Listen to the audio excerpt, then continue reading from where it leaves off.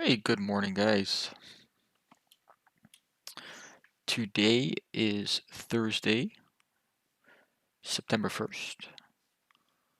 I am trying something new here on the stream. I hope the quality is a bit better. And I also hope that when you guys are looking at the screen in full view, that you can see the full screen and not black borders. I'm hoping that that's the case. I think it is. I just need to figure out the quality aspect of it. I know that when looking at the numbers, they're not as clear, maybe a little bit blurry. I think that has something to do with my upload speed. I'm not sure. I need to do a bit more research on that. I think it does have something to do with my upload speed, which is not something that I can change right now. But it will get better with time.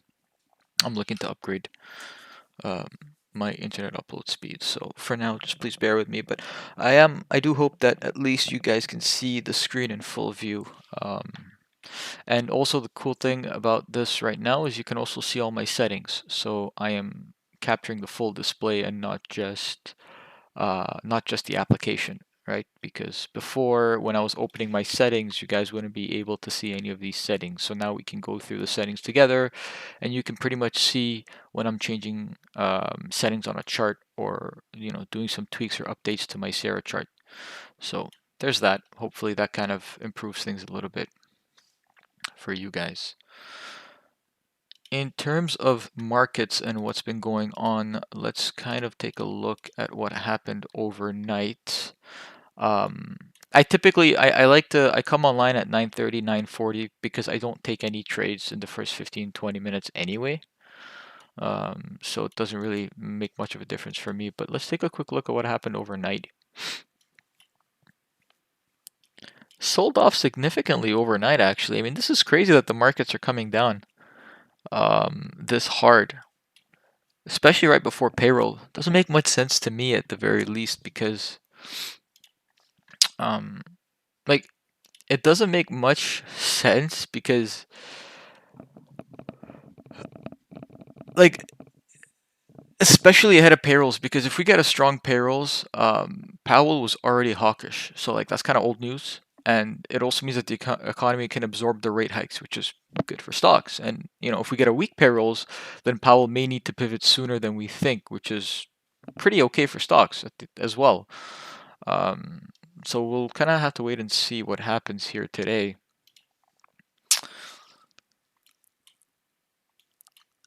For some reason, I did feel like we tried to go higher yesterday, but we just couldn't. Based on the retests and the way that we were breaking down. So I'm very interested to see what happens today. Maybe we make a push higher today. It does look pretty bearish on technicals though, but especially this right here.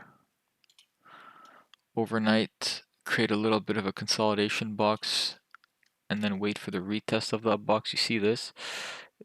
I love creating these consolidation boxes. You get a lot of action around these areas and zones. One bounce, two bounces, and now perhaps a third bounce here around the middle. Definitely need to look at the overnight high, 12,240, overnight low. I think those are key areas. Overnight high is this, but I think this was the last swing high, so this is very key. If we break this, there's really no volume, and I think we can at least test T plus 1 at 12,280.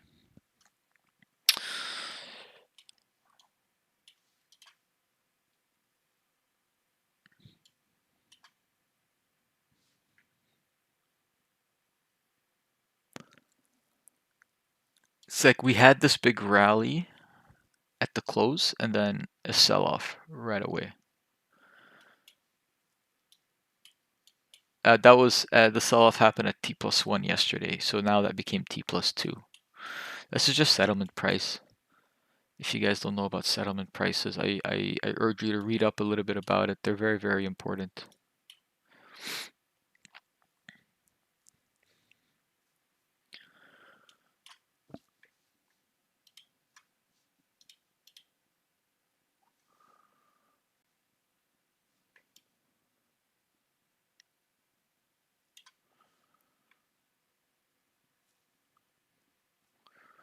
That's about it. Let's analyze while we're waiting for this day to play out. Let's analyze yesterday.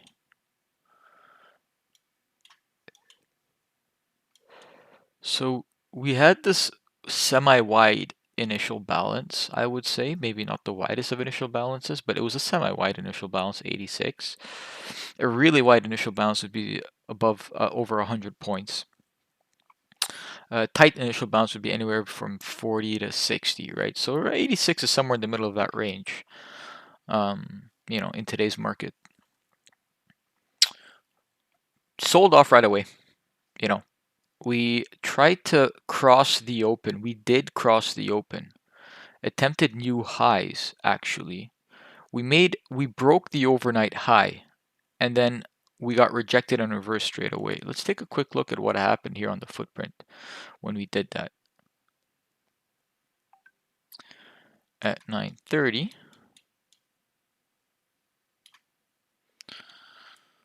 So these were the rotations, very volatile as you can see. No, what am I saying? It's right here. It was this. Tried to break out. We did sort of break out, but we didn't break out on high enough volume. As you can see. This is relatively low volume for a breakout in all fairness. Quite a weak breakout. Had some imbalances here. Some stops got taken out. And then we just kind of hovered around for a little bit. Never made new highs after that. We kind of tested low volume at the top, low volume here, low volume here, low volume here, just all over the place. Right? We broke this imbalance. We created a new imbalance. So new stops below this got triggered. And oh wait, what am I looking at? Oh man. That's fair. So what was I looking at here? I was looking at the break of what? Interesting. I was looking at the break of the IB. Okay. So we broke the IB. That was all weird. So we broke the IB, and this is a much better breakout for sure. You can see there was some volume that built imbalances, so a lot of stops got taken out. And it was around this point when we started breaking imbalance 1, imbalance 2, imbalance 3. Low volume here to try to push higher, however. We broke these imbalances, tried to test it again. You can see that there was absorption, a lot of buying here, which is an indication that I would also want to probably go higher, right? And I think we did attempt to go higher, and that was key here. I mean, I would have been buying up here simply because you saw a lot of buying at these levels, aggressive buying at these levels, right? Um, but it's also being matched with absorption as well, right? As you can see, 181 contracts through 269 volume. That's about more than 60% of this price point that was just buying at this rotation.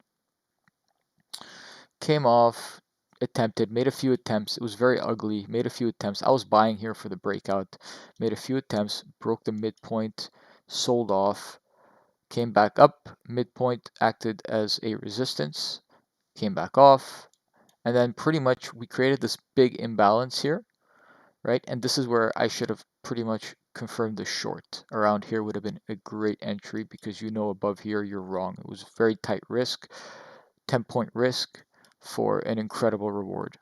And then the day just ended up getting worse and worse. Retested that imbalance again, actually. You could have gone out here. You could have re-entered here if you wanted. And then the day just kept getting worse and worse.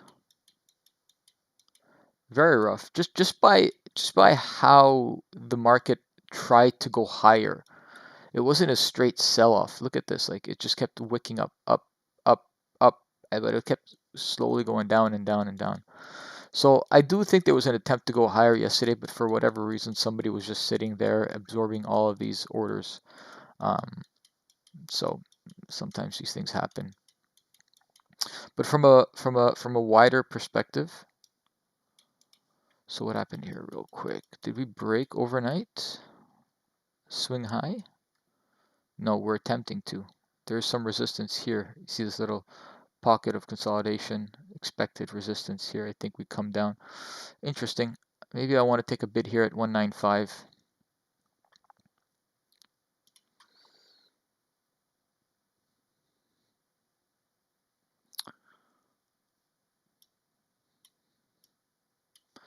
If that fills, that's great.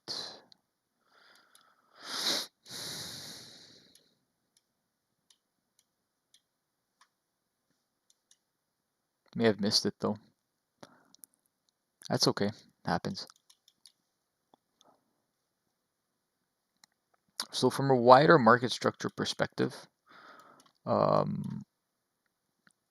what kept me buying the dips was the fact that the point of control was still within the initial balance, even after we broke the initial balance low. And at that point, we were outside of value, right? You see over here, we were outside of value, but the point of control was still up here, which led me to think that, okay, because it's a wide initial balance, it could be a range day. And in some cases, you could think that you could say that we attempted to have a range day. Bring this lower. I think this could go lower from a retest. From a retest perspective, this could go lower. But we never even broke VWAP, and we just started building volume here. And the second that the POC printed below the initial balance, we sold off. We sold off actually 40, 50 points, you know? That was quite interesting to see in real time. But anyway, let's try to manage this trade. So we have the same wide initial balance as yesterday, but it seems to me like we're actually trying to make a push higher. Whether or not we can actually get this push higher, I don't know. Keep in mind that there might be a lot of profit taking going on from overnight sell-off and everything. So there could be a lot of buybacks. Bounce off the POC would be good. Bounce off midpoint would be good. Bounce off VWAP would be good. We have a lot of support to go through. Value area high, POC, midpoint, and then VWAP. So all the confluences are there. We're also on this imbalance, although we did break this imbalance. So I am wary of that. But technically speaking, this should bounce off, make new highs from here, or at the very least test the high. Create a box like this. Might be difficult to get back into this rotation, but if we get back into this rotation, if we get above 208, 210, I think 218, 219, or a retest of the high is very likely. What I don't want to see is I don't want to be caught in a shakeout to the downside and then a rip up. Very possible with Nasdaq. This market is a fucking bitch. Sorry for the language, but it is. So VWAP on ES, midpoint on ES, same here for Nasdaq. These two seem to be in line with each other. Nothing crazy going on here. I do want to see a bounce, but the more we test this area, the weaker it gets. So we got to see this bounce. It also seems to be the 50% from here. Yes, it is. So the bounce has to happen here, otherwise major sell-off. Back above VWAP, come on.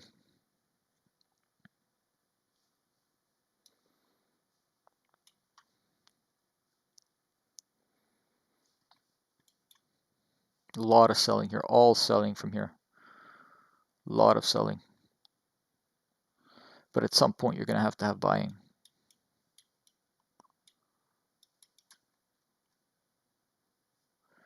This should provide us some support because of a lot of orders here. Right, you should get a bounce off of here, which is exactly what happened. And this is quite aggressive. So these sellers need to be very, very careful with how much energy this can build to the upside based on the fact that we went all the way down with a lot of selling, and then when you go down with a lot of selling and it can't go lower, you get kind of this up in the air. But hey, it's fighting. It's freaking fighting, though. I'll tell you that much.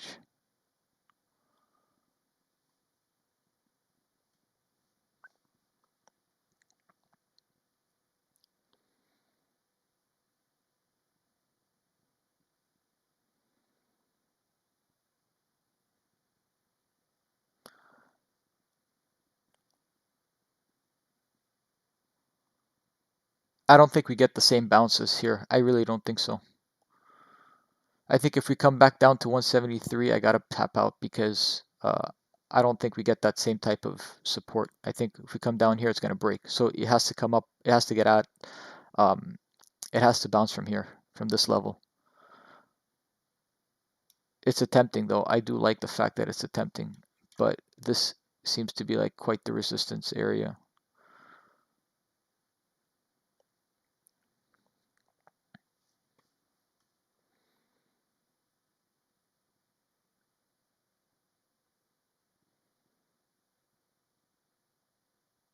Oh, it's bearish.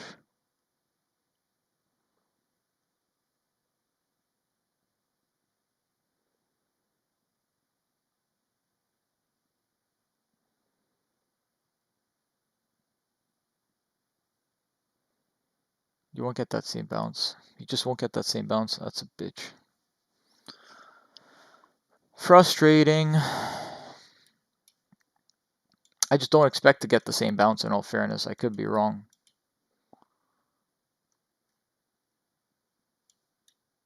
Now you get this volume, so technically if you want to go short, you could go short.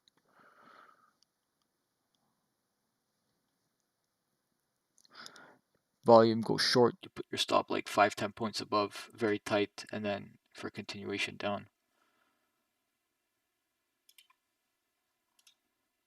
Here, if it happens, it happens. I'm going in on half size. Oh, it's attempting actually. This is finding some support, but we broke this imbalance, which I said was going to be a bit weak, so we should have bounced off of here. But the fact that we broke this imbalance, tested it a few times, came back below it, created new imbalances. Maybe we make attempts for lowers, for low. Fuck, I should have gotten out here. That's the problem going short here, is that it can go straight against you. And it seems to me like that's what it's trying to do today.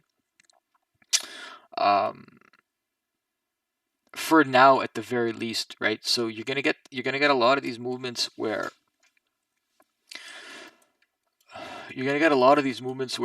you'll see the market kind of this type of pattern where I want to see if I can bring out my trusty pen here. Let me know if you guys can actually see it. Well, don't need to let me know if there's nobody here, but all right, fantastic. You're gonna get a lot of these movements where like the market will just come down like this. Hold on, maybe not like that, but you'll see like pushes like this, come back up, pushes like this, come back up, pushes like this, and then it'll make attempts like this, right? Difficult to trade these because you don't know what direction is the right direction. So technically speaking, what could happen is this trend line right here could break. This rotation could very easily break, and you could just shoot to the upside. I'm a buyer at value area low, 950. This is also midpoint of this.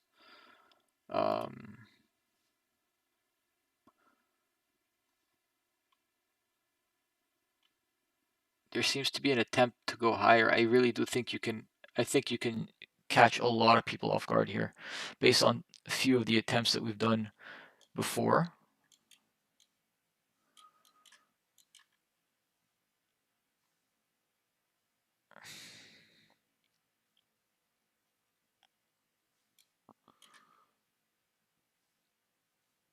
We said let's not chase the market, so let's not chase the market here, guys.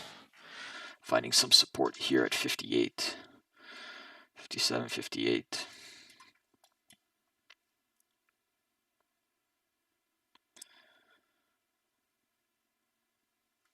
There's some volume building up here. When you shake out all the buyers, no volume here. I think 48's pretty good. Sorry, I moved this. Maybe I shouldn't have, but I think you can come get like a little bit of a. Oh, maybe not actually. Son of a gun.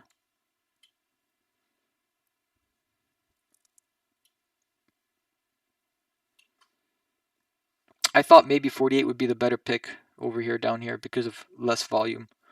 I thought maybe we can come back down and go, but again, try to nitpick on Nasdaq is quite difficult.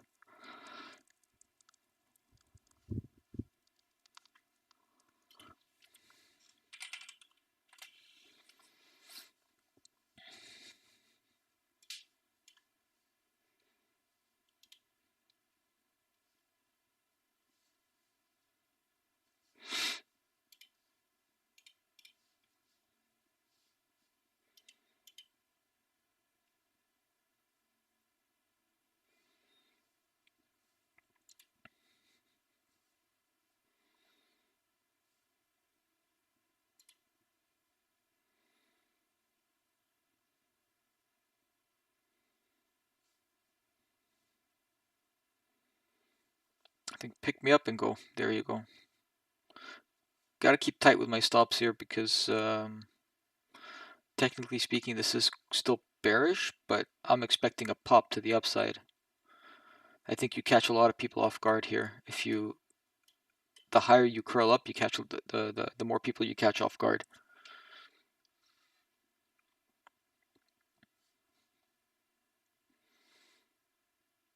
Struggling to go up though.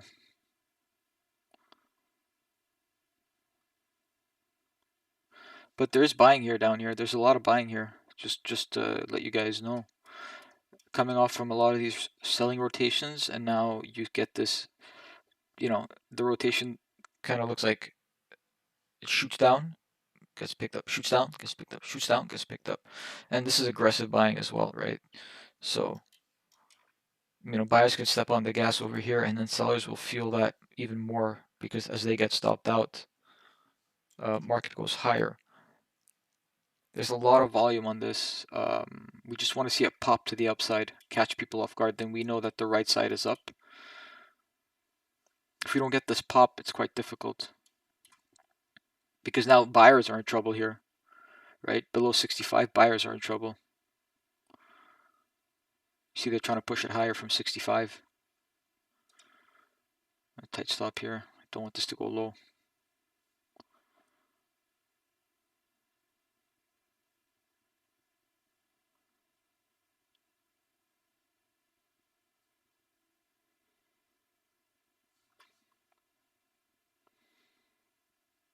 Oh, the selling is strong. It's like the selling is strong, but there's just no liquidity on the buy side. It takes less selling for the market to go down, but it takes more buying for it to go up, you know? It's like you need to shake out a lot more buyers. Oh my god, I was so late on that.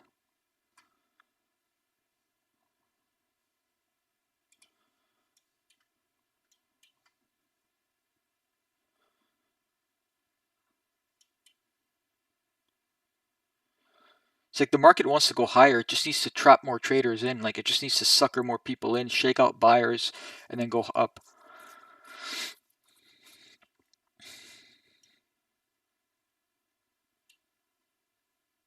You'll get that pop. I think you'll get that pop eventually. But I need to be wary that I don't try to take the same trade every single time. If you keep going long and you keep getting stopped out, maybe, you know, it's an indication that you might just have to go short.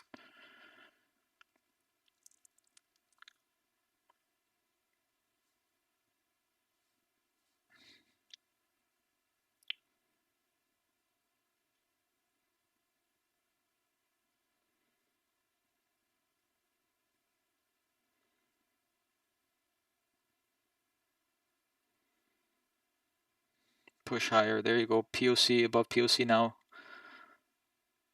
Bit of resistance at the POC. That's fine. I think we push higher. At the very least 77. At the very least.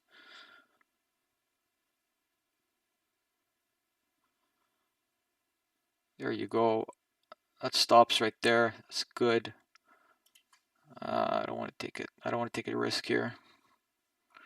I think we still go higher from here based off of the aggressive stops that we got taken out. So these guys are now trapped. These guys here are now trapped. I think we can definitely make a push higher. See if you can pick me up and go. The rotations here are quite tight, so you just want to see it pick you and go. And you don't want to keep the same bid. And you don't want to keep chasing the market too much. But that's exactly what I wanted. I wanted it to pick me up and go.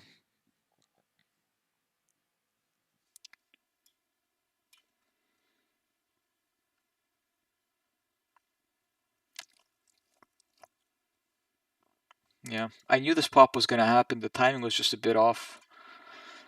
And I even said 48 was the better one, right? So you can see how what my mind works because we missed a bid at 48 and then I chased the market up, right? Thinking, shit, I think I missed a boat. But the right thing would have been to just literally wait for the actual trade. Um, so you can kind of tell where my head's at right now.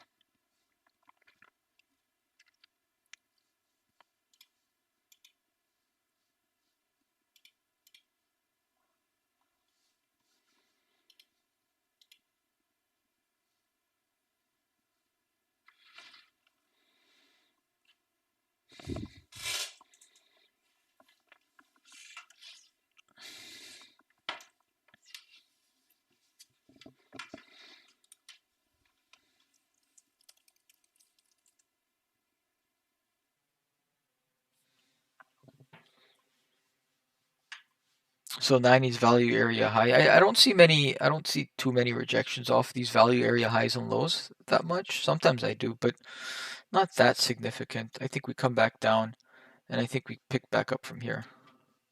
Simply because this is where the stops got taken out. And so if you know that the stops got taken out here, it's a very good opportunity to either scalp or take a second trade. And I'll tell you guys why.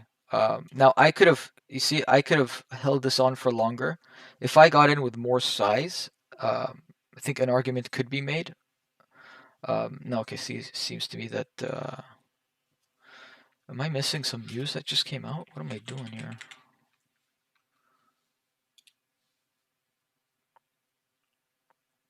Oh, I definitely missed something. What the fudge?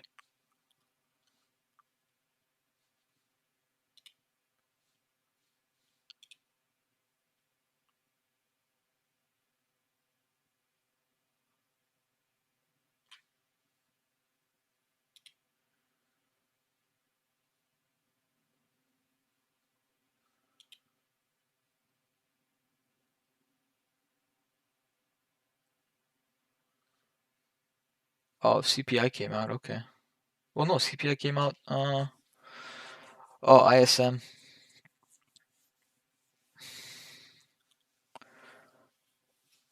Oh, ISM came out higher than expected. I feel like good news is bad for stocks. So it's kind of hard to digest this information.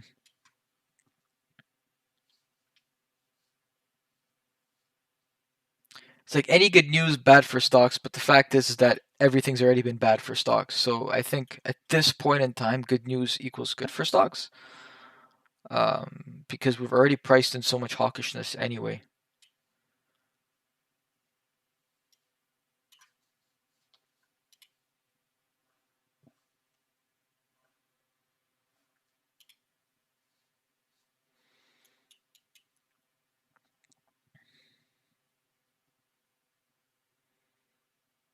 And besides, I think payrolls is a lot more important than ISM.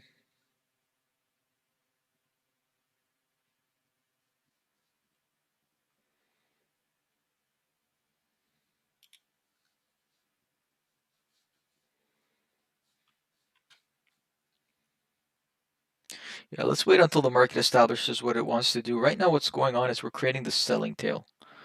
Okay, it could still technically be a range day, but the jury's still out. I think we're breaking this midpoint. We're breaking it pretty hard. So you have a lot of people getting out of their trades. 1114 could be that test now.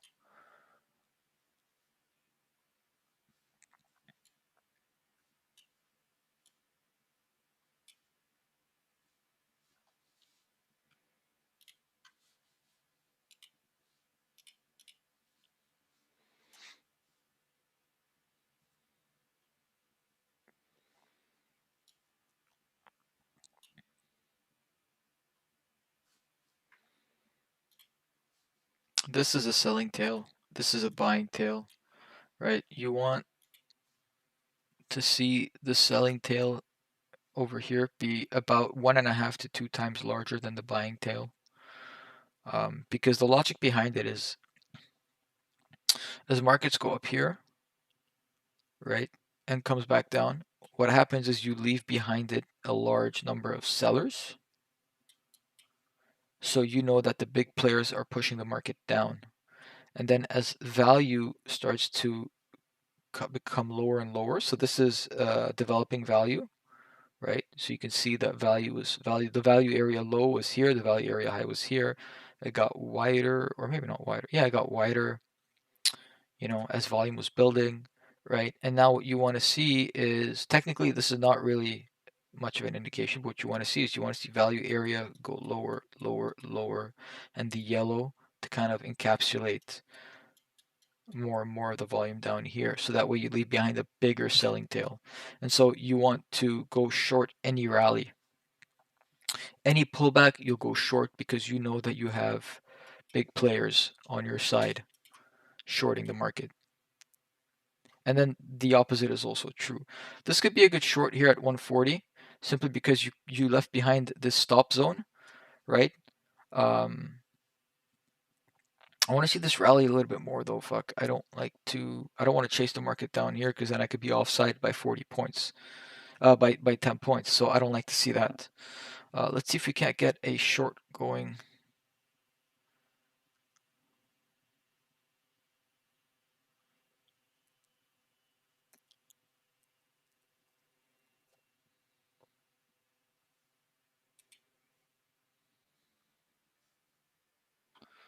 Around low volume, around 37, right? Which is kind of true here, you see. The volume starts to pick up above, well, it's this area that I'm looking at, this pocket of low volume. If we go above it, then market's interested in transacting. But if we get rejected, then you know that market doesn't want to come back within value. So you kind of expect a bounce back down from here, um, especially considering you just created a rotation zone between, I guess you could do here. This is very tight. Maybe here, consider this the midpoint at the very least. Come back. If we get rejected off 128, this can go higher, of course. And if this goes higher, then I would watch out for anybody that took a short trade up here. You'd want to go long against them.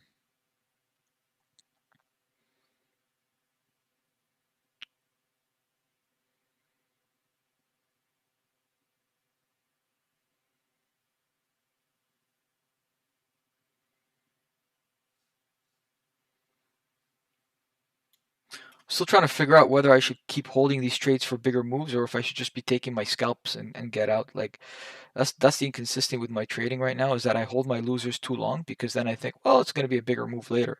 And you see, this is what happened. Fucking hell. Like now I should not be holding this.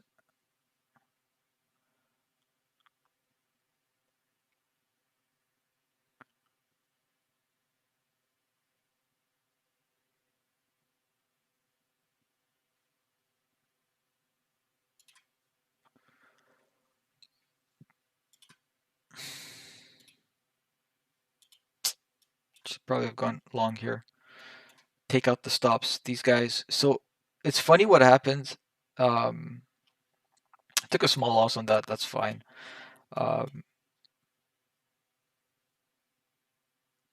I think 40, 41 would be good.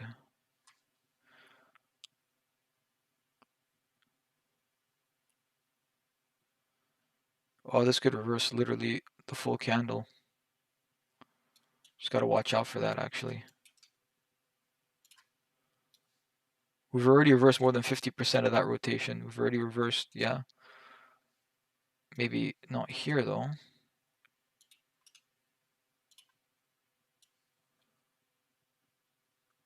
Oh, not even 30% of this one. But that rotation, however, we reversed more than 50% of that. So let's see if we can't pick a bid up here.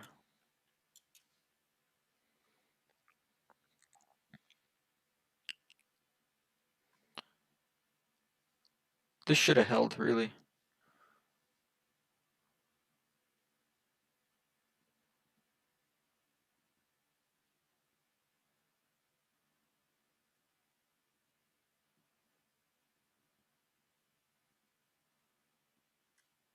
There's some resistance here. Volume picked up. We go above this, I think we shoot up.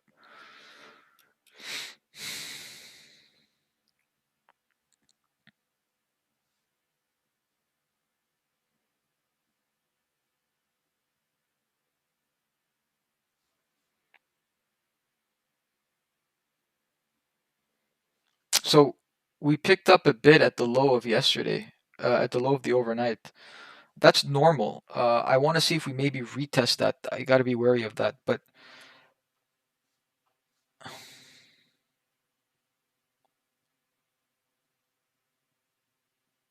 fuck, man, it's you got to take your ticks and get out, guys. I think we've established this right now.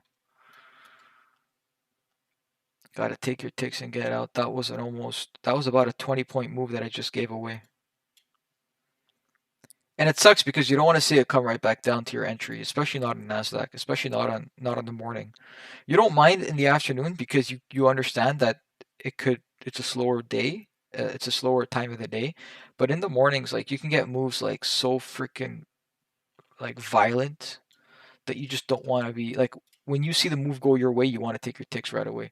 And I think and I think that also messes me up when I'm offside, when I'm taking heat on a trade, because then you start to think, well, if it goes down 10 points, 20 points, like if it goes your way 20 points, why wouldn't it come back 20 points when you're offside? You see what I'm saying?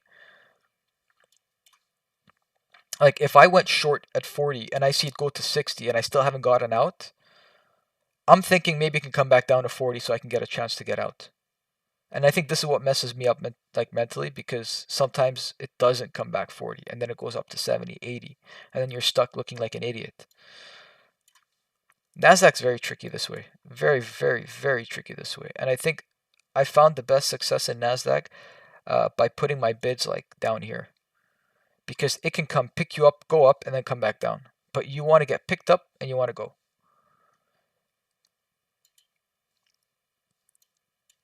I think that's the best way to trade Nasdaq. Those quick 20, 30, 20, 30 points. Those are the best ways to trade Nasdaq. Like you could have scalped here at 27, gotten out 10 points later.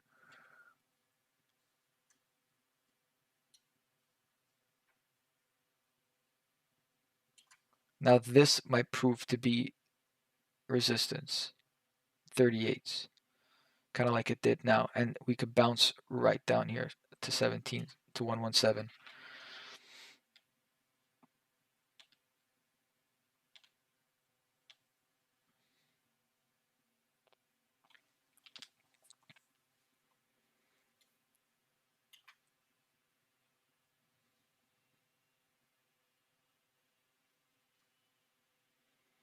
A lot of good scalping opportunities on Nasdaq, I'll tell you that much.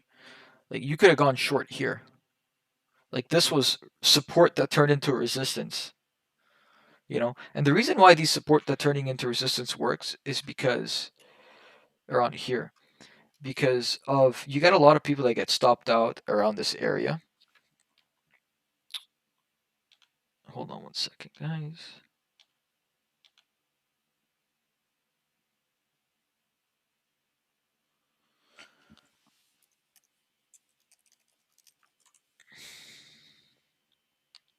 Just give me a sec, guys.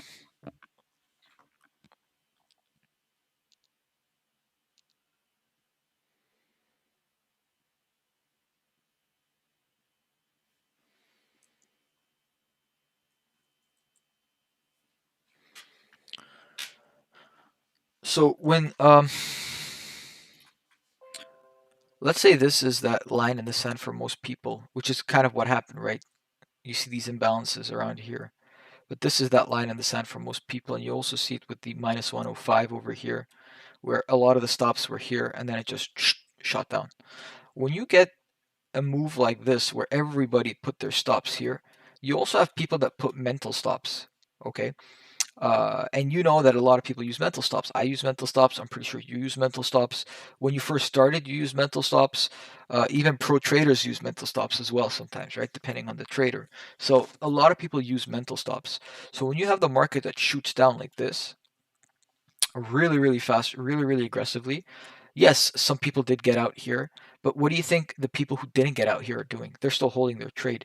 So when you get a move back up to where all the stops should have been, right, to all the people that didn't get out of their trade, they're going to start wanting to sell. And you're going to get this pressure for the market to come back down.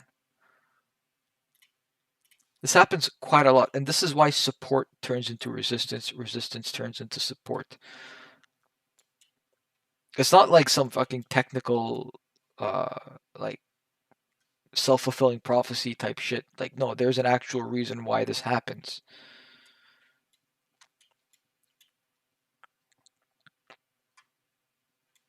And those are really good setups. A lot of the times they do work. They're really, really good setups.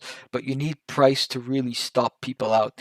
Like if it breaks by like 10 points and comes back up, is it really that strong?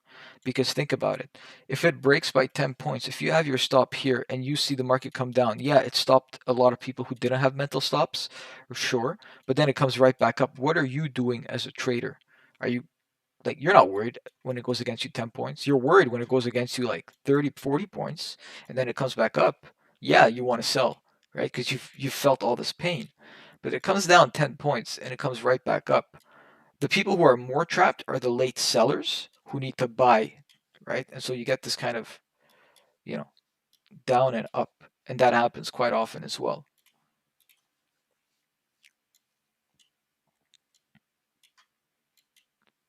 And then it gets pretty dangerous if you're a buyer. If you see you came down like this, and it goes up, and you're sitting here thinking, yes, my trade's working, comes back down, and then it goes further, you know?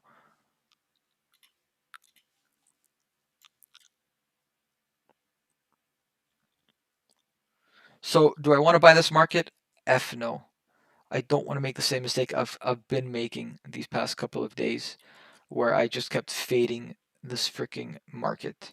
If I'm buying, it's a good area to buy. I'm not gonna lie, because of the fact that if you're shaking out a lot of buyers and there's literally nobody selling on the way up. If you're confused by that, let me know, and I will explain that. But essentially, if you shake out all the buyers, who else is selling on the way up? So it's necessary for the market to shake people out in order to move in the direction that it wants to move in. So that's kind of what happens. You trap a lot of the buyers over here. Sorry, you trap a lot of buyers, you shake out a lot of sellers, and then the market goes down where it wants to go.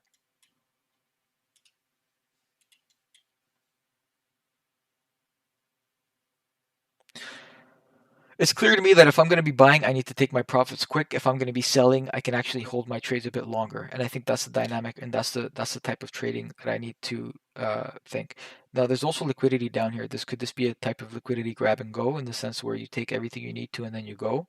Very possible. A lot of things are possible.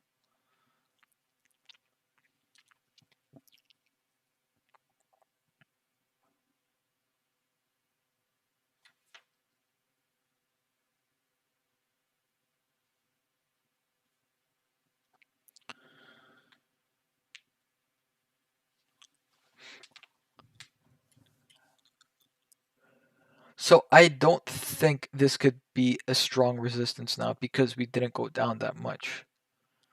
I'm just not very convinced that we can take a short. I think maybe you can take a very small short because some people are getting out.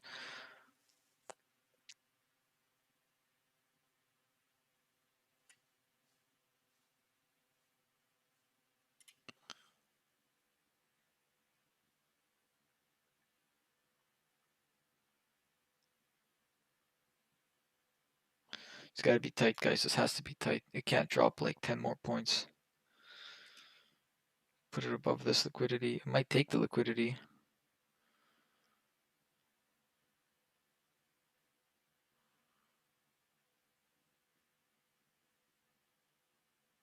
Both.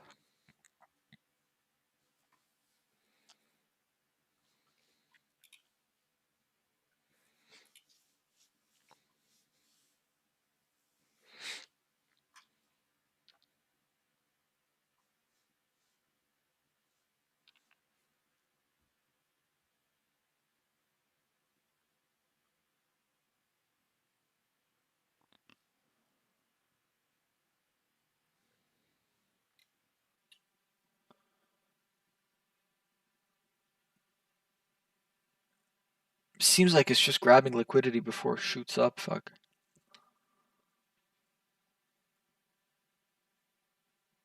And now you see that you got more people chasing the market to the upside. That dynamic right there. You saw where bids were just being brought up. Now you have people chasing the market.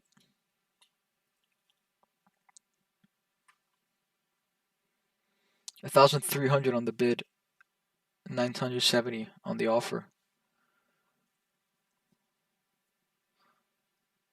There's a big player hiding their bids throughout the order book.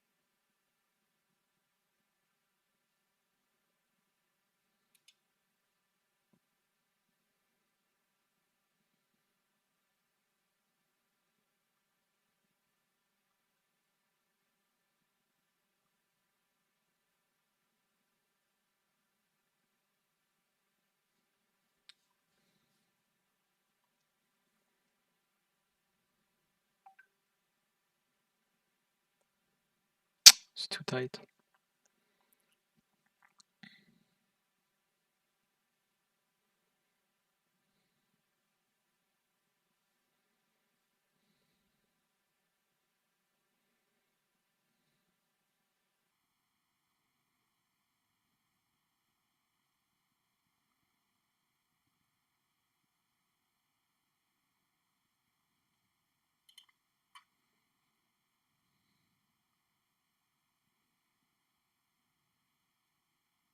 Come on, man, just break, dude, break.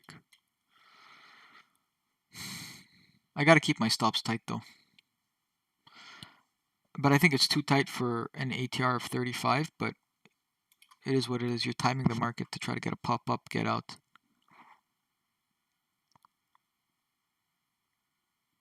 This is right here. It's 13, 14, that's the problem. Some resistance here.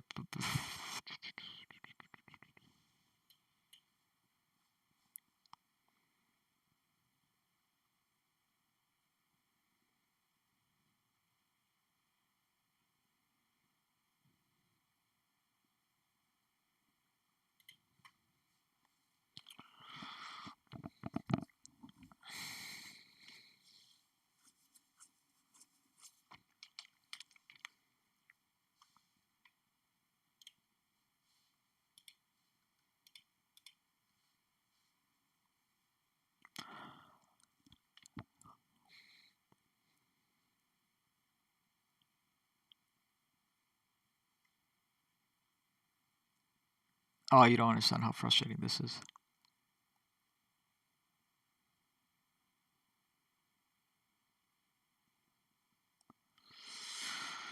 You don't understand how frustrating that is.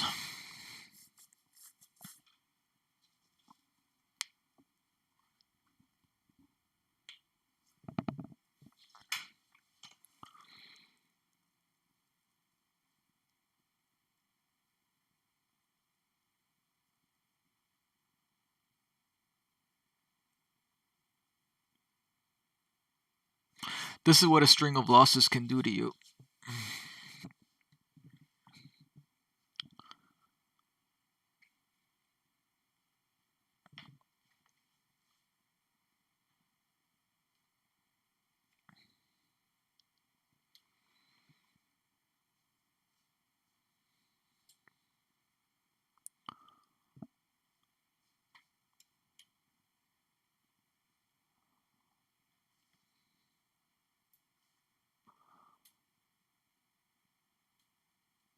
A lot of volume here at 27.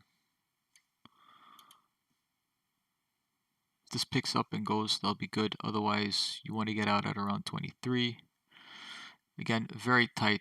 If this is meant to go higher, it'll go higher. If it's not meant to go higher, then logically it'll go lower.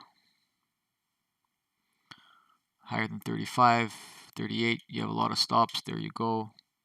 Let's go. Can you test VWAP in one shot? I don't know.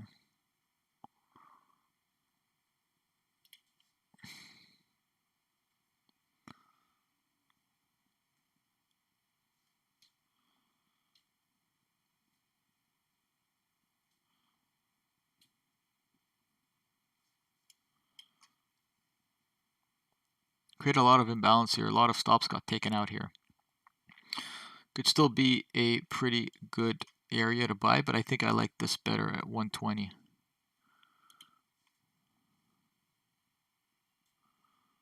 think I like that better. Oh, but the point of control just printed below the initial balance. So indication is that 140 should technically be resistance. That's the IB low, or at least any type of rally. Any type of rally you want to sell. Initial balance just printed down here. No, sorry, not the initial balance, but the point of control just printed below the initial balance. Not by much, a couple points, but it's still down here, which indicates that there's a lot of volume that needs to get tested again, eventually. And, you know, you'd be right to sell. Maybe at 160 could be resistance. I like 170. If we break this, I like 170. Maybe not though, because 170 might not be the best area. I think still this is still a good area at 160. We'll try this out. I think a good opportunity. There you go. Some quick, maybe take a quick scalp off of this if anything.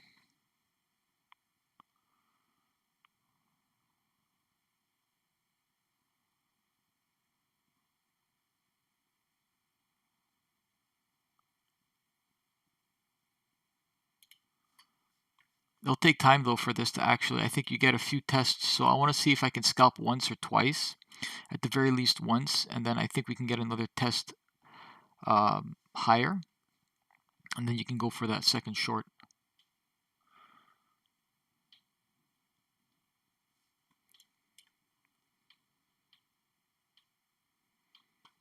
If you miss it, you miss it, but it's okay though.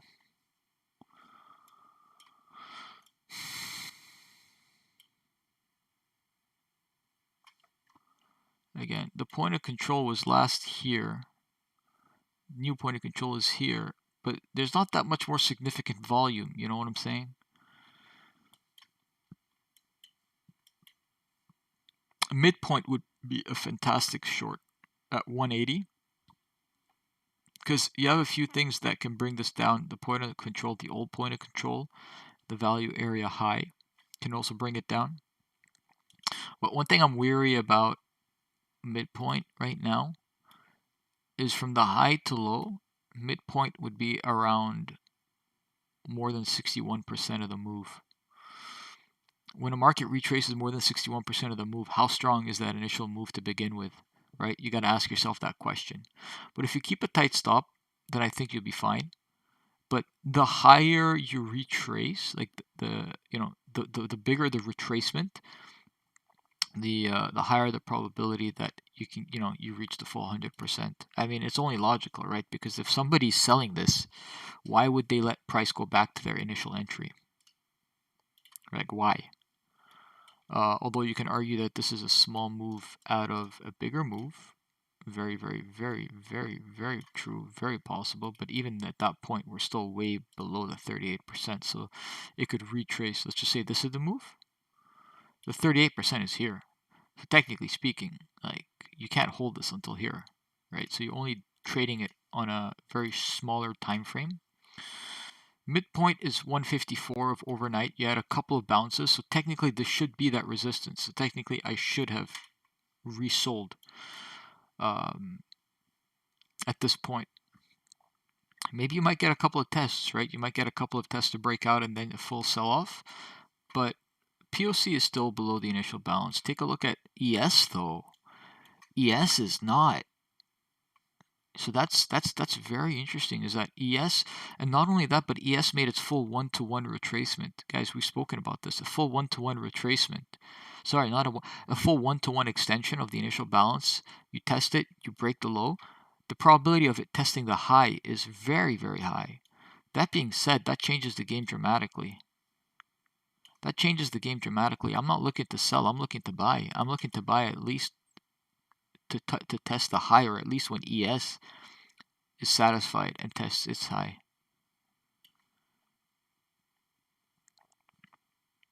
Absolutely.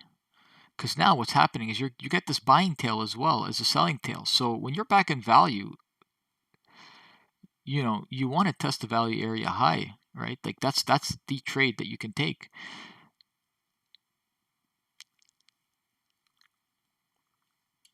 If you want to do a retracement just to see from the value area high and value area low, we already broke 50%. Now we need to find areas to go long, and I think this midpoint at 51 is a decent bounce. Maybe go 52, 53, simply because of this rotation. So 52, you come, you bounce, you go. That's a decent area, I think. I like that area.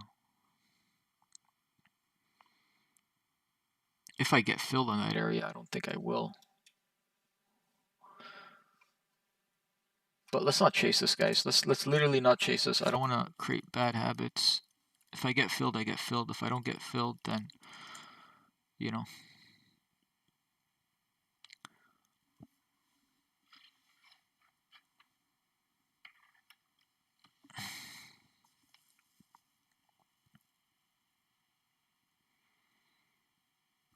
So few things can happen with ES if it touches, with anything if it touches its 1-to-1.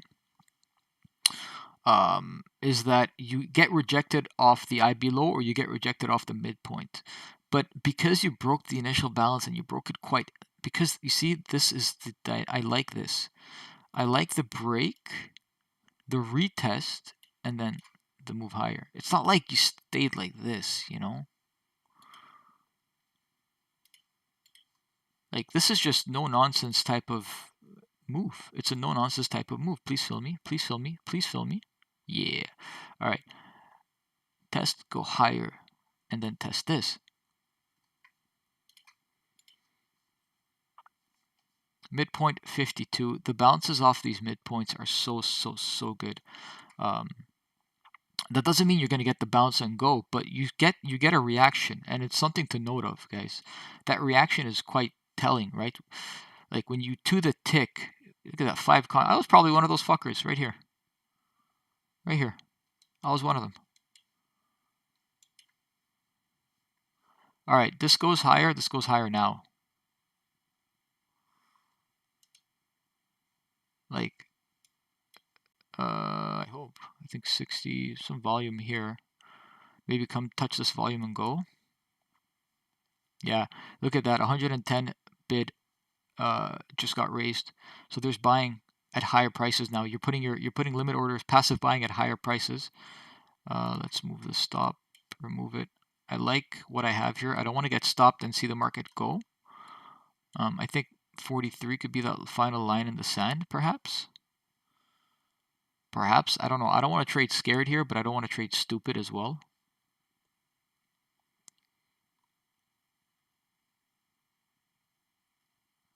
Yeah, you don't want to trade stupid.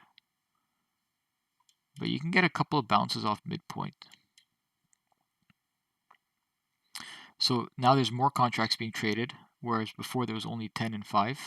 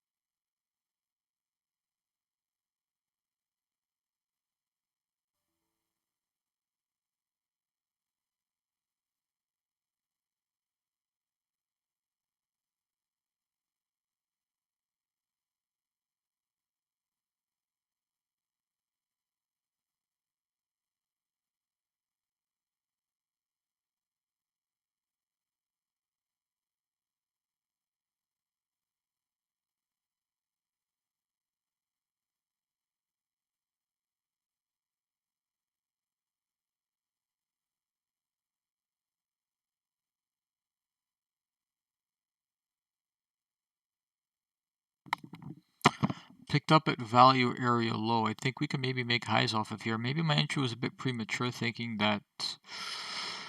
Why was my entry premature, guys? Maybe ATR was 30, and I thought that we could probably go down, you know, maybe you go down 30 points before picking back up.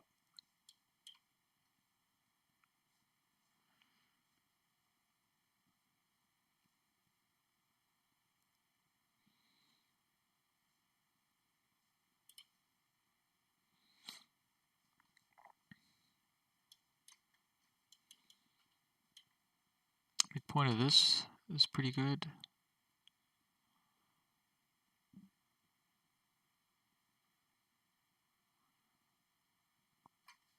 Value area low on ES, value area low on Nasdaq. Don't want to see this capitulate, guys. You don't want to be stuck on this trade here.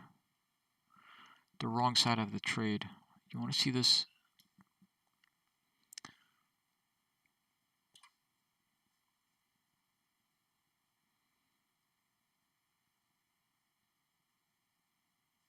Absolute fuckery, my guys.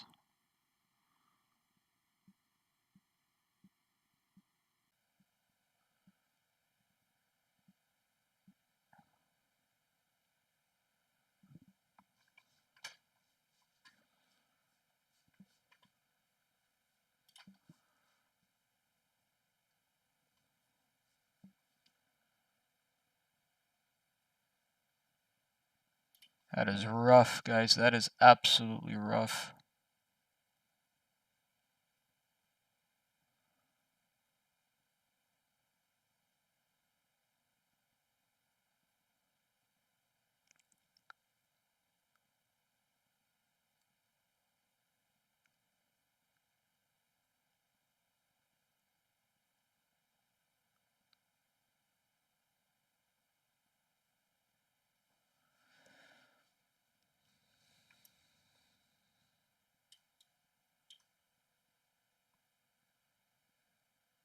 Rejection off POC. Fucking hell.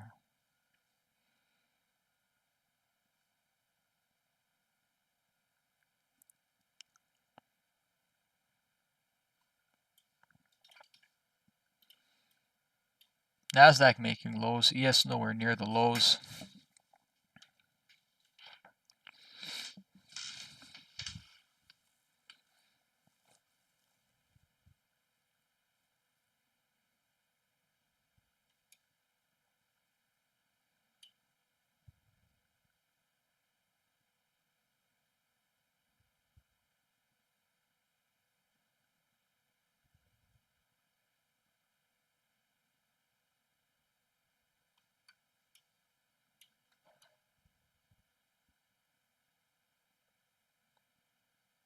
I changed plans like 20 times. I said 60 would be great to go short.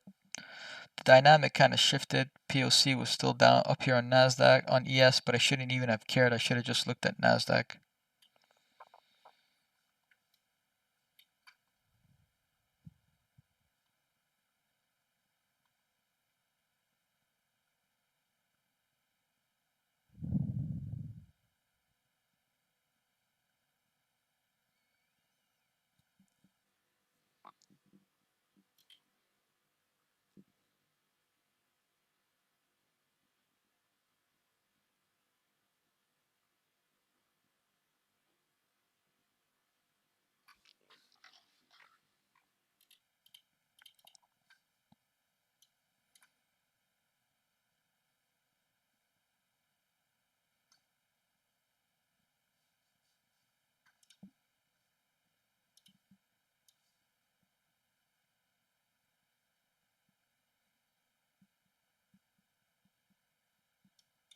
Oh, 50% could even hold this.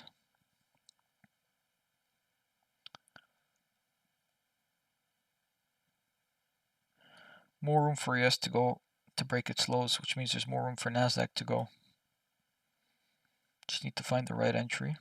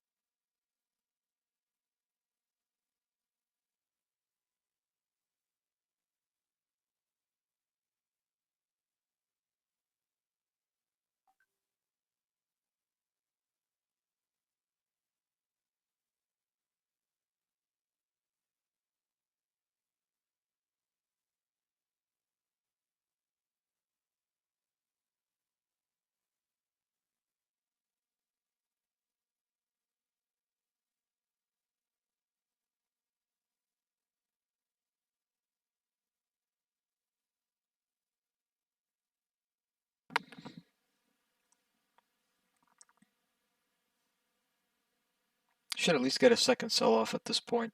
After a very, very, very strong down move.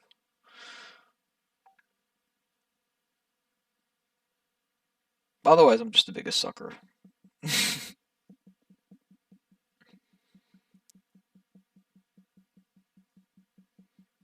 get a second, like you should get a second push down.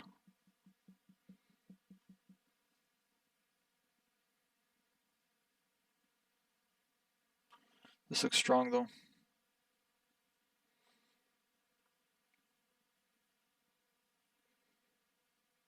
Oh my god, guys, I am trading terribly.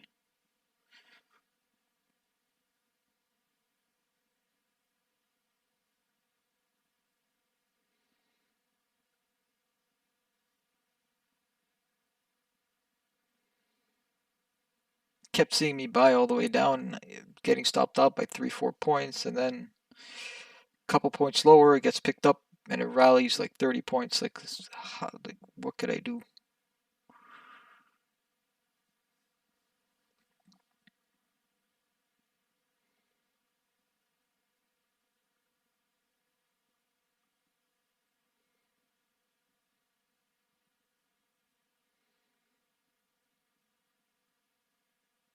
Has to make a test here. Midpoint could be resistance. I don't like the fact that we rallied so high up. I don't like the fact that we rallied so high up, in all fairness. Let's not get greedy. Let's not get stupid. Trade with a bit of sense here.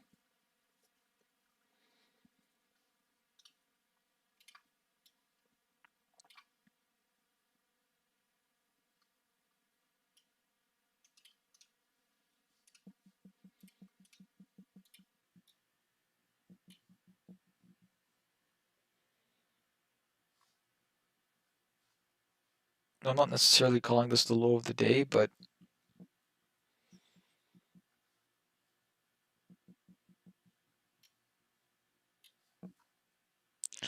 this was quite the squeeze. Maybe a retest, or I think 110 would be fine to trap more buyers in and then reverse against them. I think 110, 114 around here would be pretty good.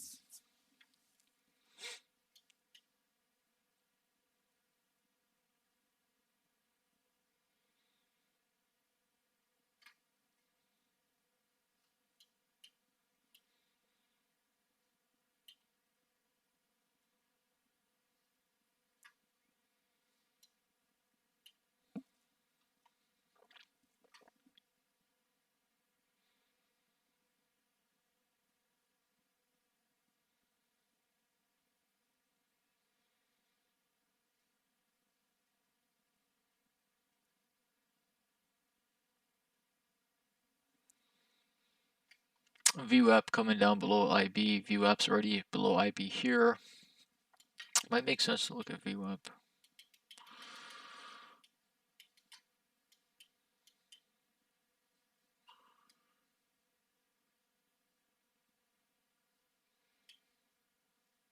Yeah, the point of control hit, the VWAP hit the point of control before the POC did. Sorry, the VWAP hit the IB low before the POC did yesterday.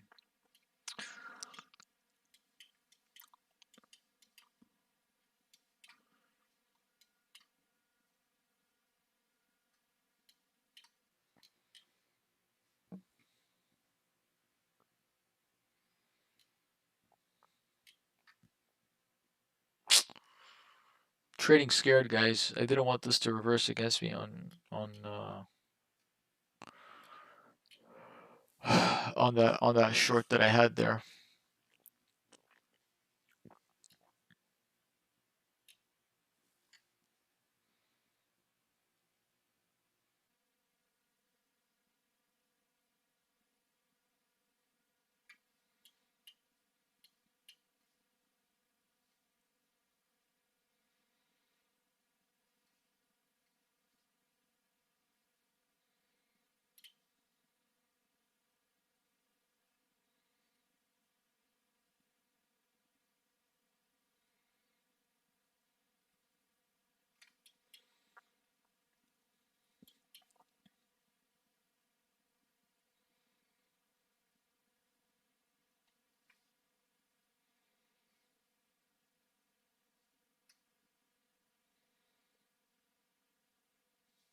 There's liquidity here.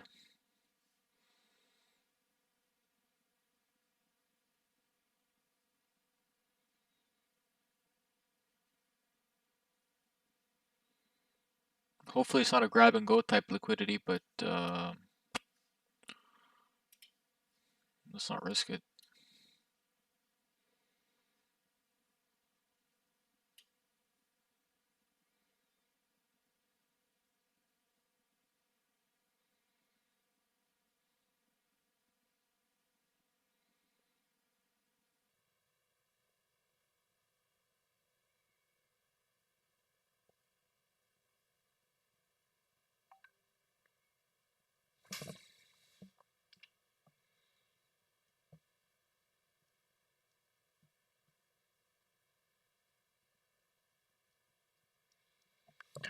Let's fucking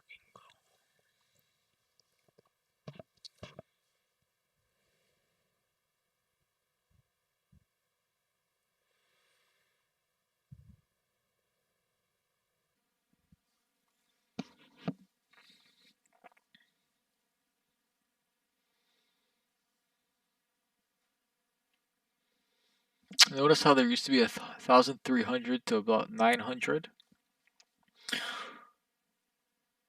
Interesting to see what happens when the liquidity on the bids balance to the liquidity on the offers if we actually rally. Be nice to know.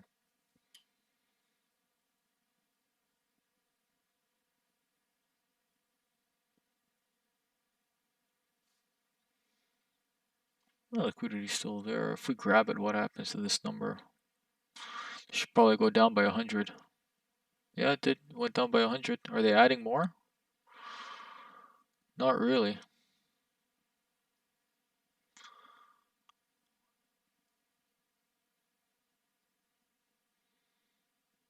Not really. We could probably rally from here. I don't know. Because if there's no more liquidity, there you go. They're adding now.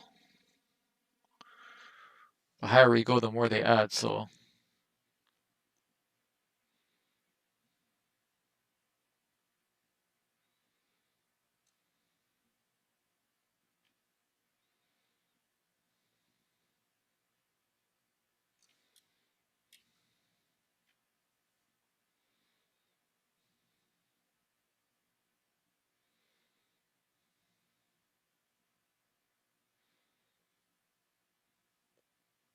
Somebody's definitely averaging here.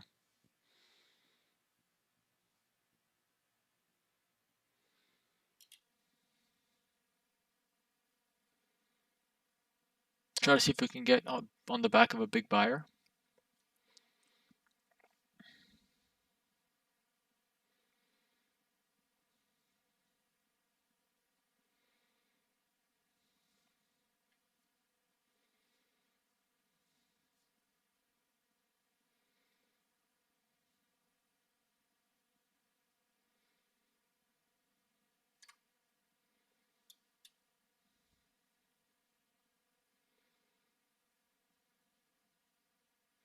See if we can't get on the back of a big buyer if this doesn't help fuel us above 90.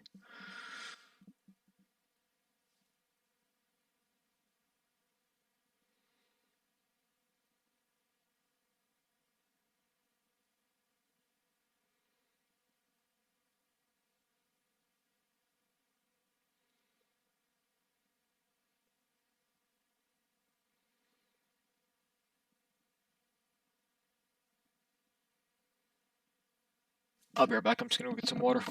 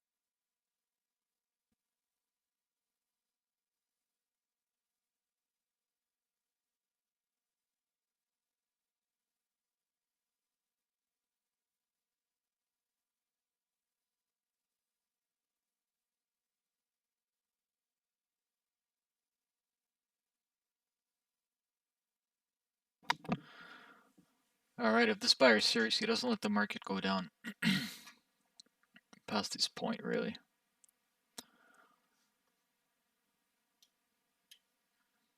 This is significant volume though, guys. Like at one price point. All this is big volume here, here.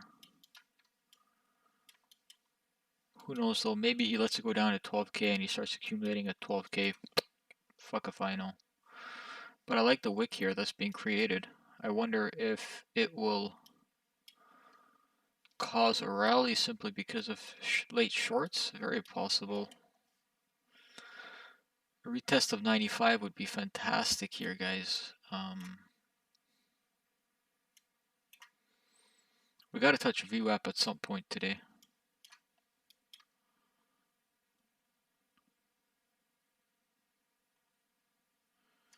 It's quite bullish, this wick here on both ES and the Nasdaq. Low volume, stops getting taken out. There's just not much liquidity on the sell side, so you have a lot of buyers that happen. You got a lot of buying that happen and there's no liquidity on the sell side. The market's just going to shoot up, but let's just see what happens here.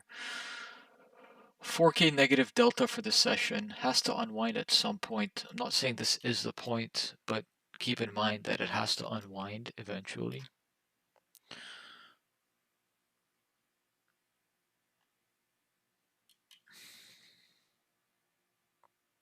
And I'm here on half size, so like I'm not really not like I'm rolling in it right now, but it would be nice to see a rally.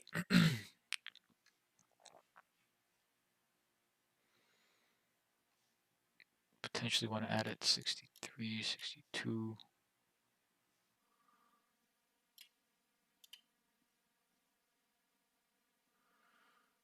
Oh, you don't want to see this come down. You want to see this push up from here.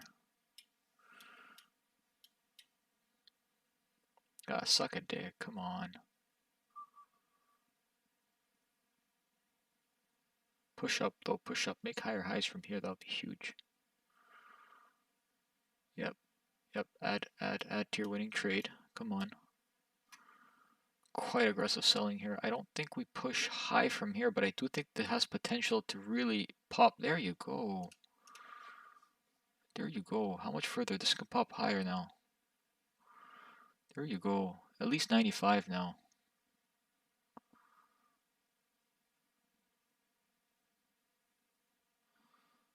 This is going to go higher. I'm not taking profits now because I know this can go higher.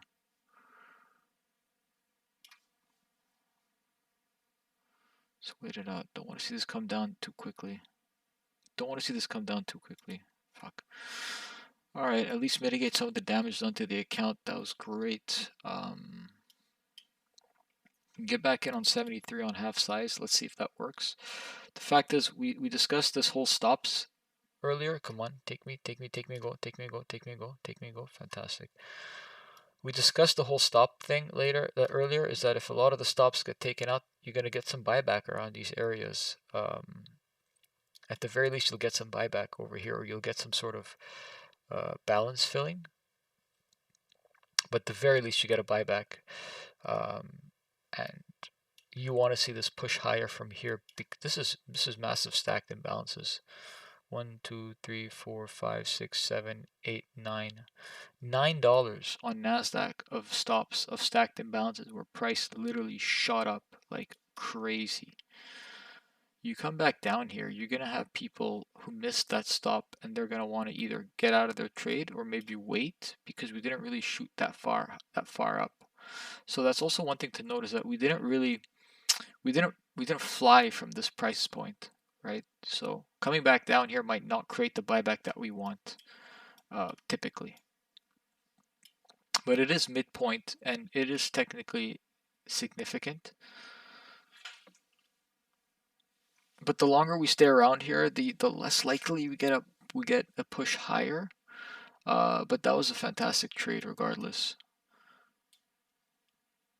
We came in off the back of a big buyer, or at the very least we came in off the back of some heavy absorption.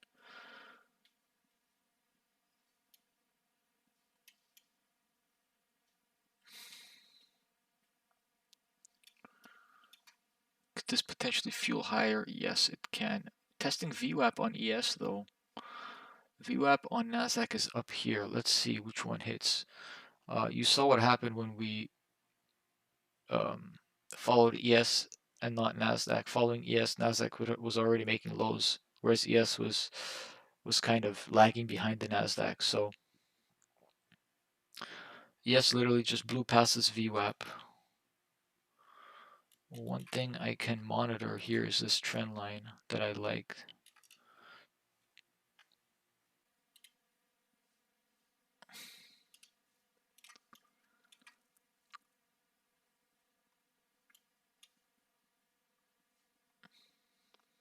I want to see us test this trend line at 130.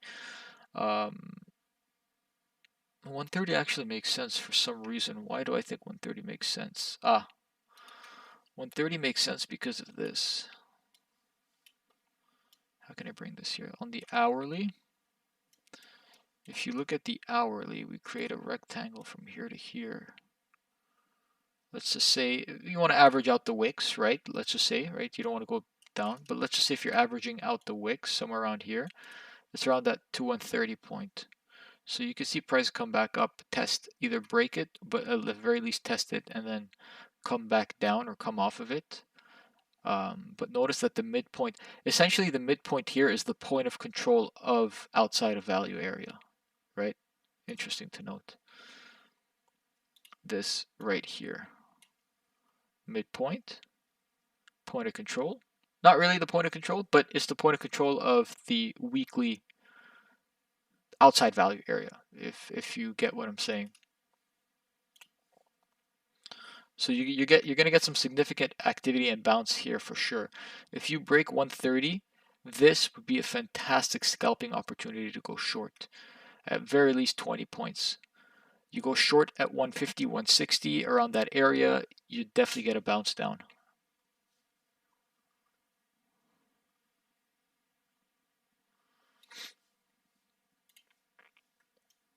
Now we're hovering above here. This is good. I could add on to this trade potentially, but I don't want to because that would mean that my average price gets up to around 78 and leaves me very vulnerable for a sell-off.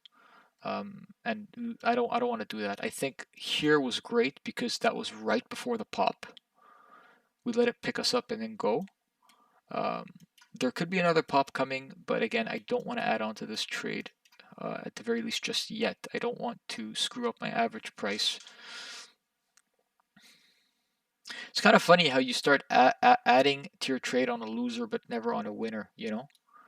I guess the psychology of it makes you believe that you're not going to be a winner for too long. Same goes for you're not going to be a loser for too long, so you might as well average in. But anyway, now notice the dynamic between the amount of bids and then the amount of offers. And yet we're still going higher. Kind of crazy. It's kind of crazy. And it was only until we averaged out, it was only until we matched the offers, right? When this was 1,300, this was around like 1,000. It was only until this became 1,050 and this was around like 1,050 or 1,100. That's when we started bidding higher. Funny how liquidity works that way.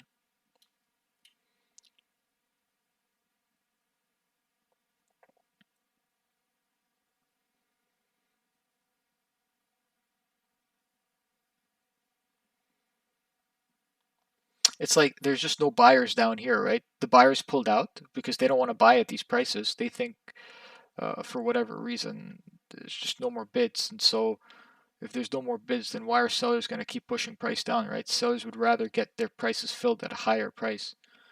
It's very weird how this works. A couple of bounces off of here. I think this has weakened. 73 would definitely get tested at this point. Unless you get a push up like this. But 90.95, which was our previous support turning into resistance up here. You saw this when we bounced off of 62 down here. You bounced off of 62 and you made this attempt to go to 95. We got rejected and it made lower lows. It made a lower low off of 95, and so it's attempting to do the same. And we have to figure out, or we have to find out the second push down, how much lower can it go.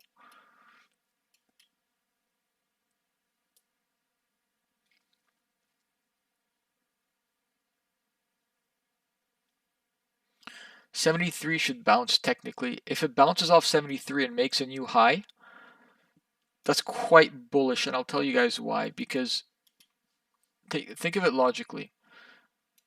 I'm not saying this will happen, but just think of it logically. You made a low, you pushed to 95. This price point made a lower low. Okay.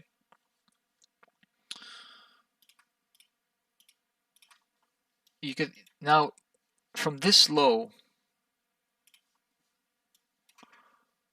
you reach the same price point of 95, and if this 95 can't make a lower low, the dynamic has kind of shifted a little bit, or at least that's where your eyes and that's where your mind should start to look at, whereas the dynamic has sort of shifted a little bit. And so if you make barely a pullback off of this price point, which previously that price point made a lower low, if you make barely a pullback and from that pullback you make a higher high, then 95 will turn into support.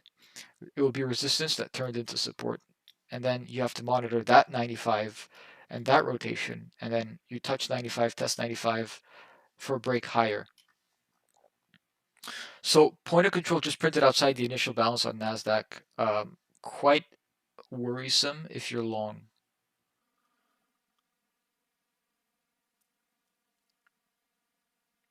It's quite worrisome if you're long. Let's not kind of think that this is the rally that's going to end it. I think if you break this trend line, then yeah, we're done. But for now, we're still very bearish. But I am also banking on the fact that we, at the very least, could test this trend line eventually, though. But that's the thing, eventually. Because of that, I think I'm not holding on to this trade. In all fairness, I don't want to hold on to this trade. Let's see if we get a bounce off of here, but I don't.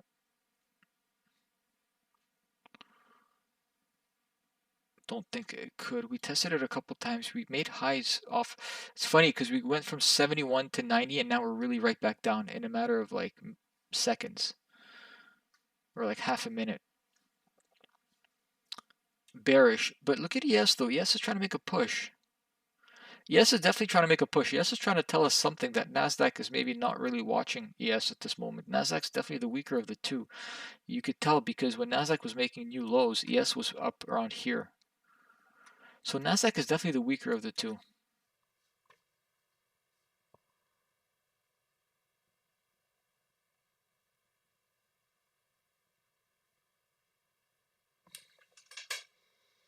ES is picking up a bit though. ES is picking up a bit. I wonder what Nasdaq will do here.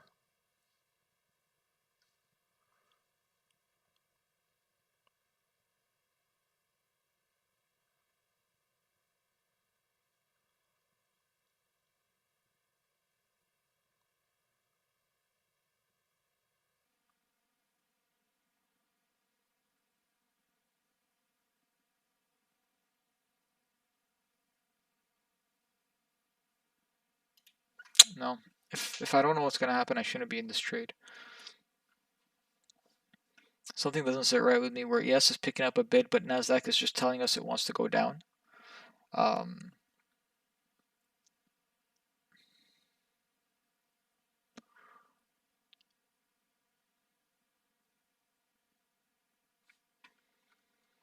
See, big shakeout here. Big shakeout. Is this a shakeout or is this going to have room for more? Now keep in mind that we do have this big buyer around here, so they might be adding more on at 1250.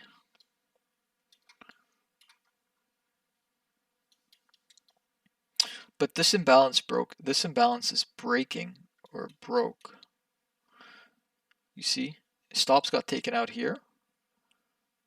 And now we're stuck between below the stops and trying to make new lows.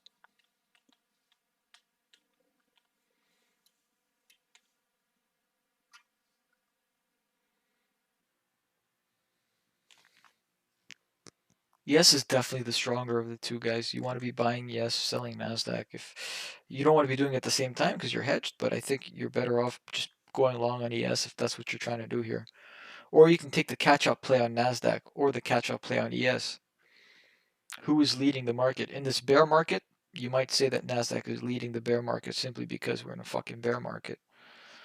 But one thing I will see one thing I do see is that this has already reached its trend line. Right? If you look at it that way, this has already reached its trend line and Nasdaq hasn't. So interesting to note, if ES can break this trend, maybe you can go long on Nasdaq thinking that, hey, it's at least going to test the trend.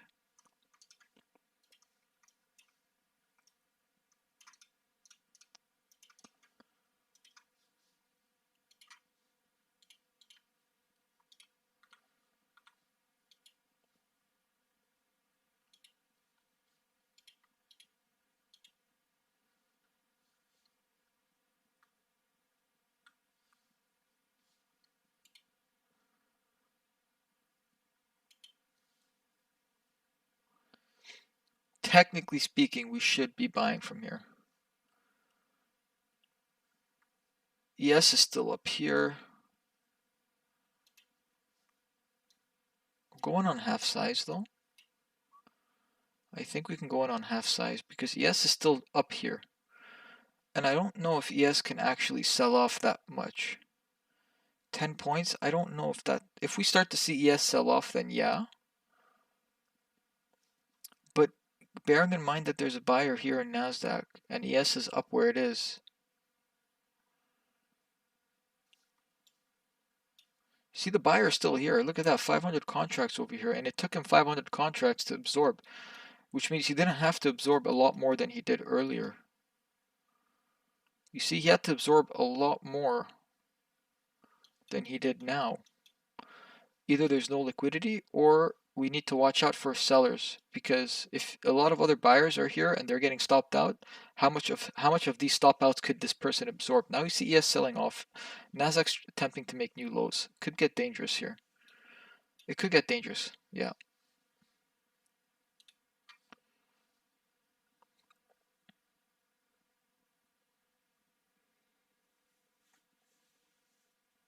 Or he's just absorbing all the stops.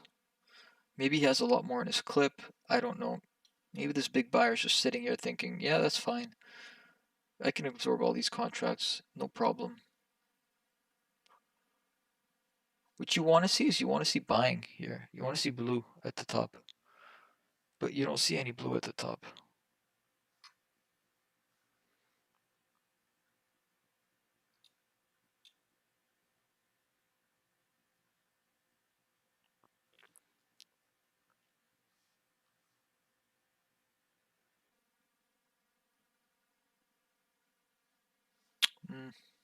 We should probably get out of this trade.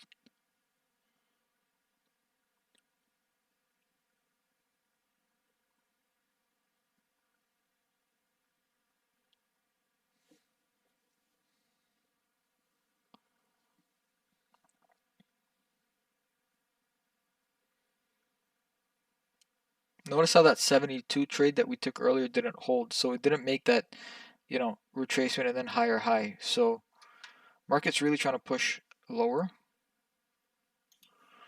I'm out of this.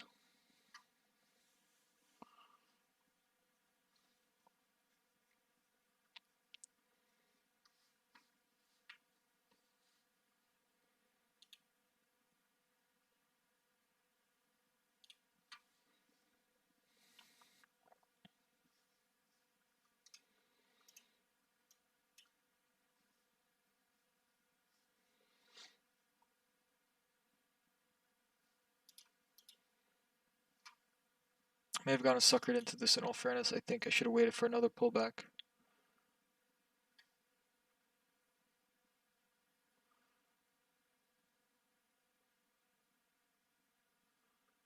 I'm just very wary of stops getting taken out. So, like, I'm wary of shakeouts happening for a second leg up, because it's necessary for us to shake out in order to go higher, for us to trap in order to go higher. It's very necessary for that to happen.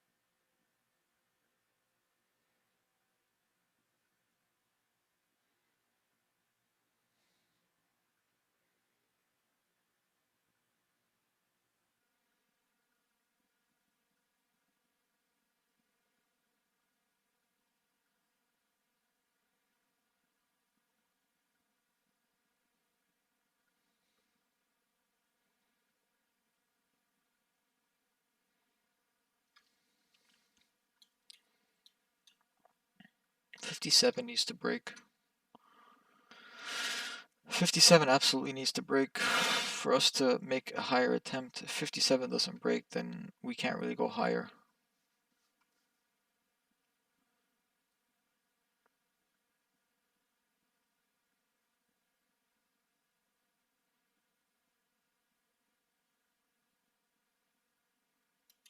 I'm not a fan of this price right now. Don't like the price action going on.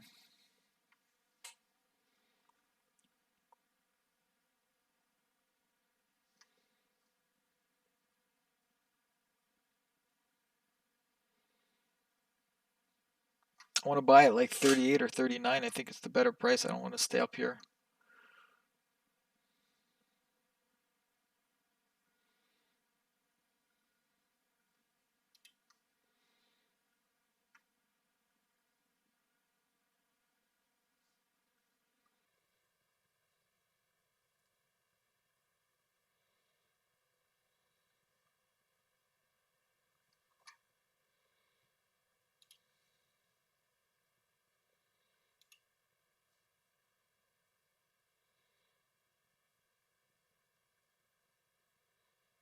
See if you can get this pop up.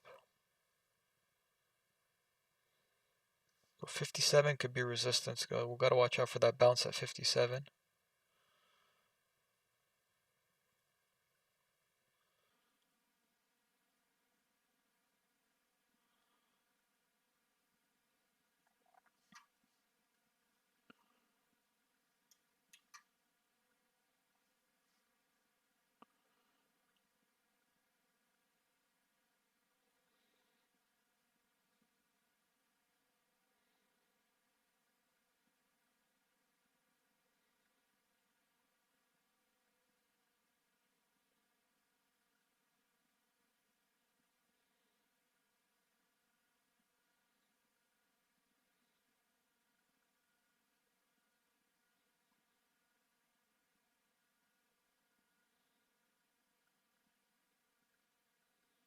Let's not hold this longer than we need to.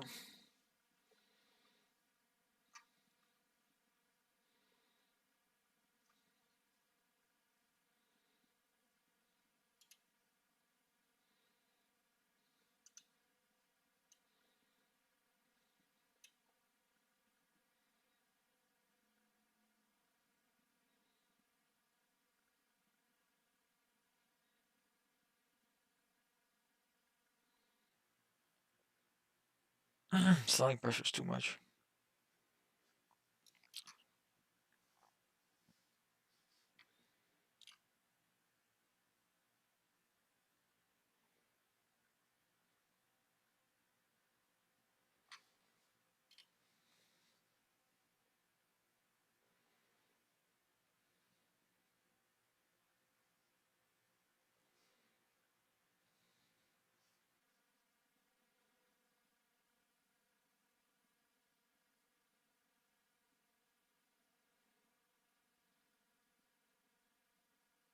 Oh, don't do this to me, Nasdaq. Don't fucking rally off of this.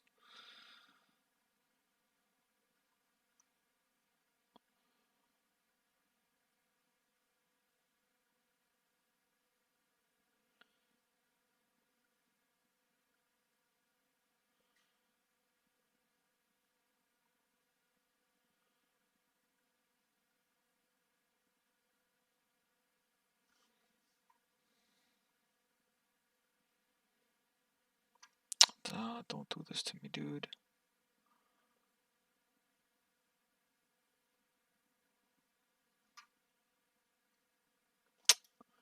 Fuck me, man.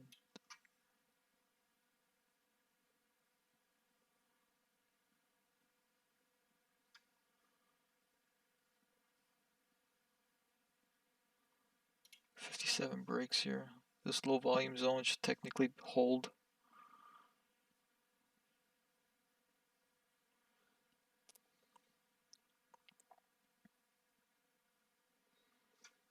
Should technically hold right here. Make higher highs.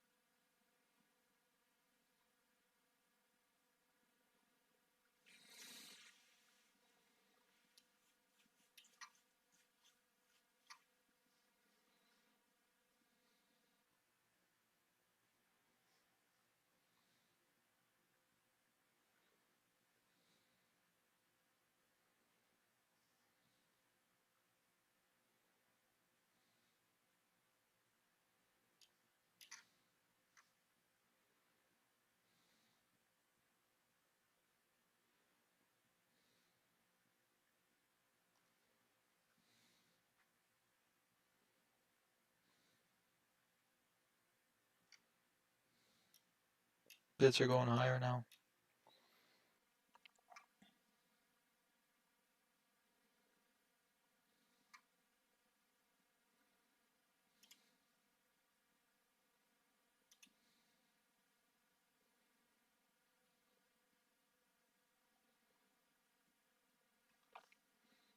Let's go, guys. Come on. Break it.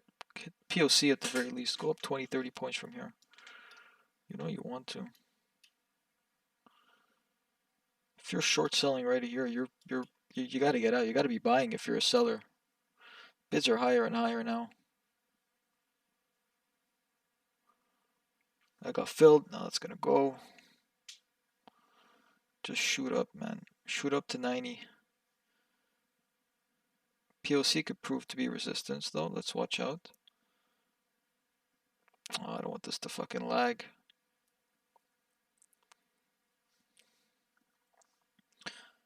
Trendline on ES, watch out Nasdaq, watch out Nasdaq. Trendline on ES, big rejection. Nasdaq, barely a rejection. Nasdaq could push ES off of this trendline though. Another rejection off ES. Nasdaq barely moved. Nasdaq's just waiting.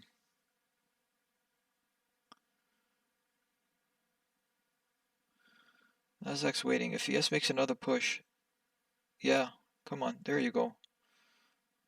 You don't want to stand in front of this. Let's go.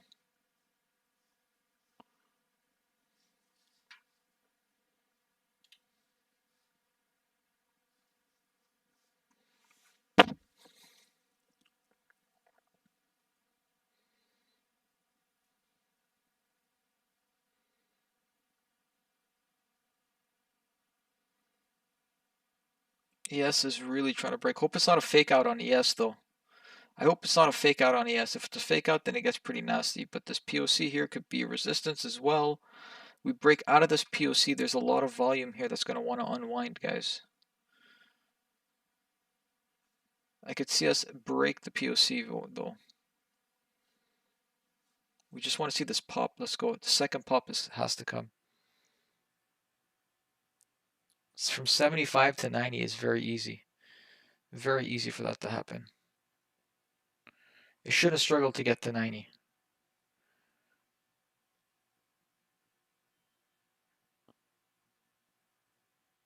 Unwinding, unwinding, let's go. Don't head fake though. Don't head fake on ES. Watching ES right now. POC can break at least 100 maybe.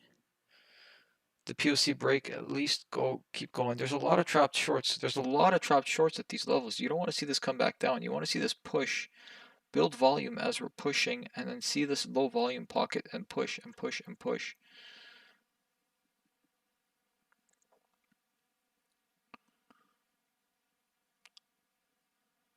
Should push to 90 here, 92, 93. I've seen it happen. There you go. ES is broke real hard. ES should not come down. ES could maybe test it, but it should not come down below that line. Nasdaq, on the other hand, still has a little bit more to go. Nasdaq has 15 more points to go. I'm going to get out at 92, 93. I want to get out around there if I can. If I see a bit of lag, I'm going to get out.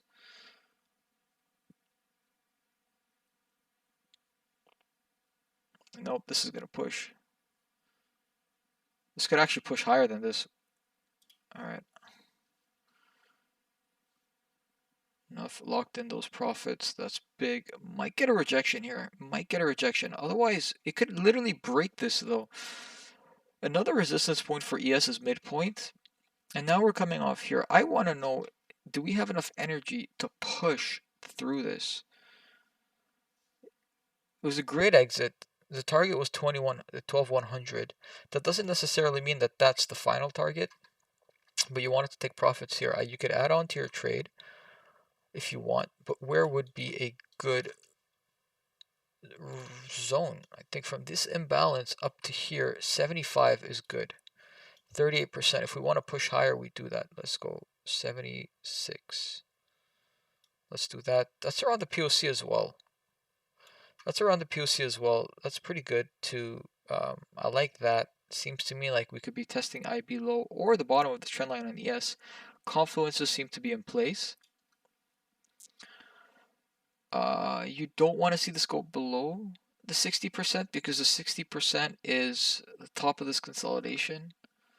You start going below, it could get picked up, but it could also just kind of unwind all the way down.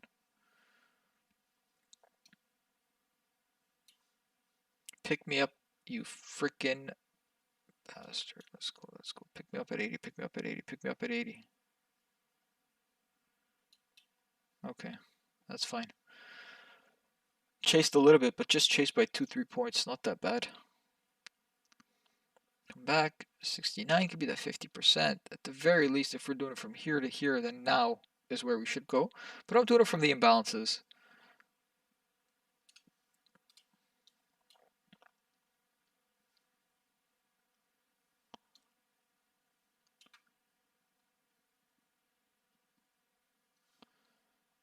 Retest of this. You don't want to see this come down. You want to see this test and go up.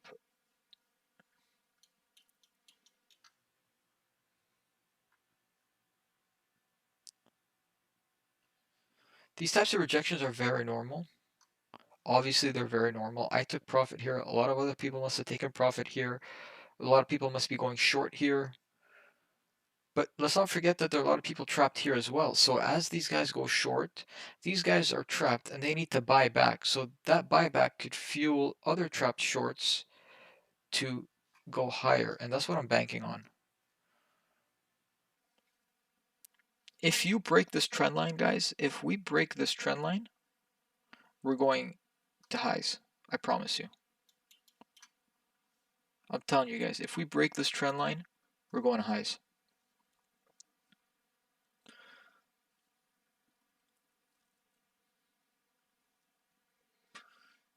It's all what ES wants to do for now. A lot of absorption here, but there's a lot of selling. A lot of selling. This is getting nervous. This is getting nervous. This is fat selling, my guys. This is really fat selling. Look at this. Two-way transaction here. Big two-way transaction. Or I think maybe one-way, really, because you have like 60% of this is selling. Aggressive selling into the book. And it's just getting picked up, absorbed. Same dynamic that happened here at 1250. Where am I? Where did I see this? We saw this here, down here. Same type of dynamic. A lot of the selling, we curled below it, and then we just shot right back up. Could this be the end of all that selling?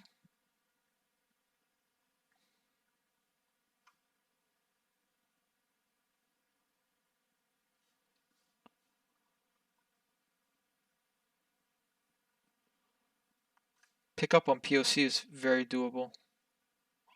On ES. You want to see the selling slow down, which is kind of what you're seeing here, but you also want to see liquidity being provided down here as well. You don't want to see more selling come in at points where there's no liquidity.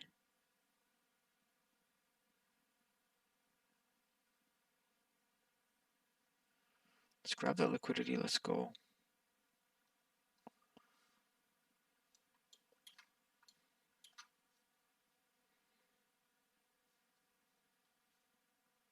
Maybe 80 was a really bad choice.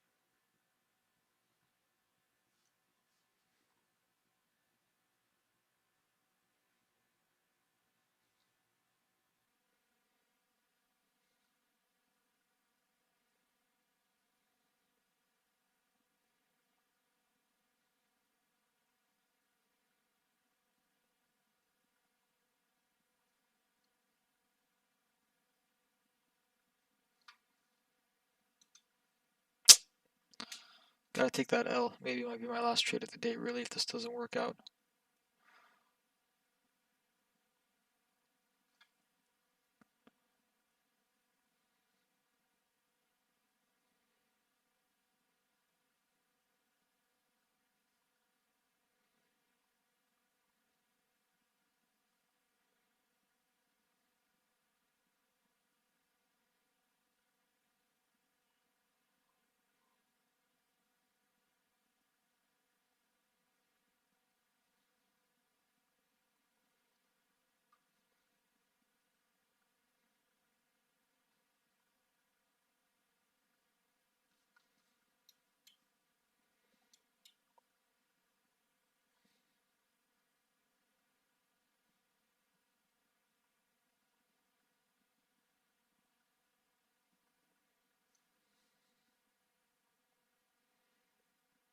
It's okay. We made back a lot of that loss. Maybe like 80 or 90% of that loss we just made back.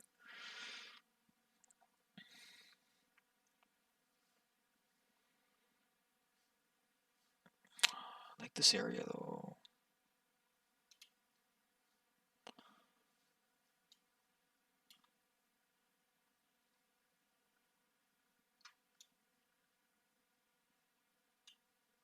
Well, 100% retracement actually might not have been the best. Fuck, I'm just clicking. Somebody stop me. Somebody stop me. I'm only human.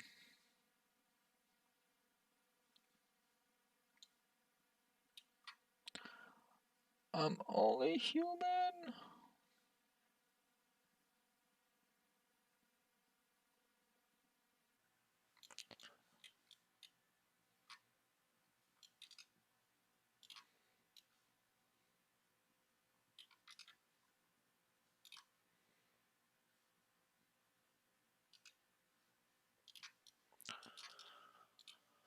What a fake out though, jeez.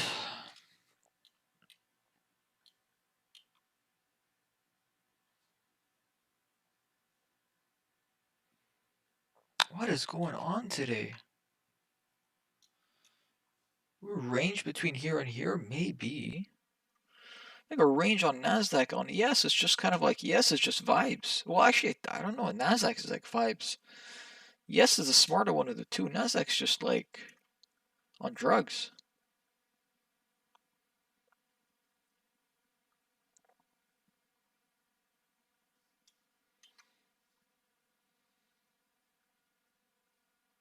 Like, how many times are you gonna try to sell? Like, you got stopped out here. You got stopped out here. You still keep trying to sell.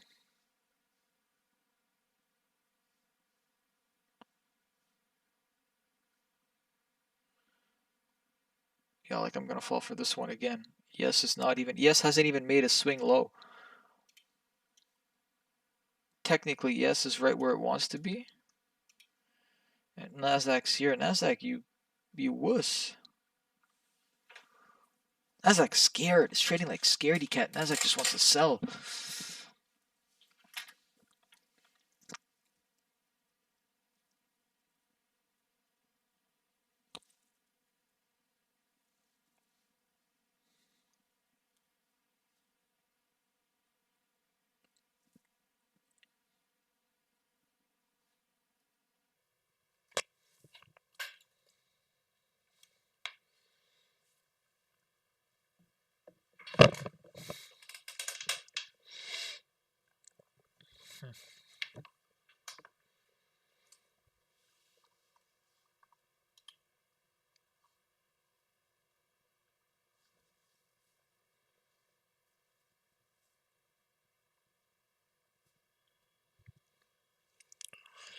It just makes you wonder, like, who else is there to sell? Like, who's... I don't know. That's a dumb question. There's always somebody selling.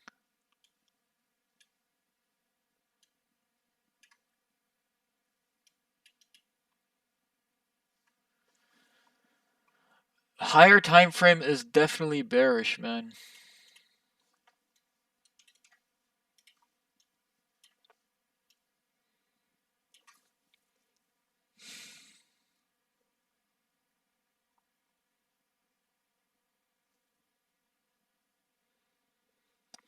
Non-stop sell before Jackson Hole doesn't make much sense. Not Jackson Hole, before NFP doesn't make much sense to me. It doesn't make much sense.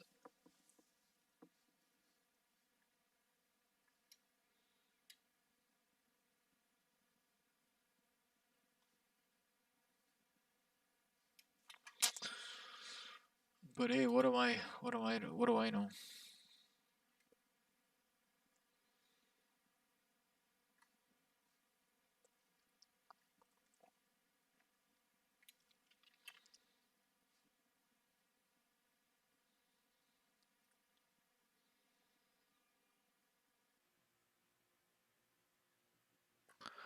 I made really good money on this breakout though.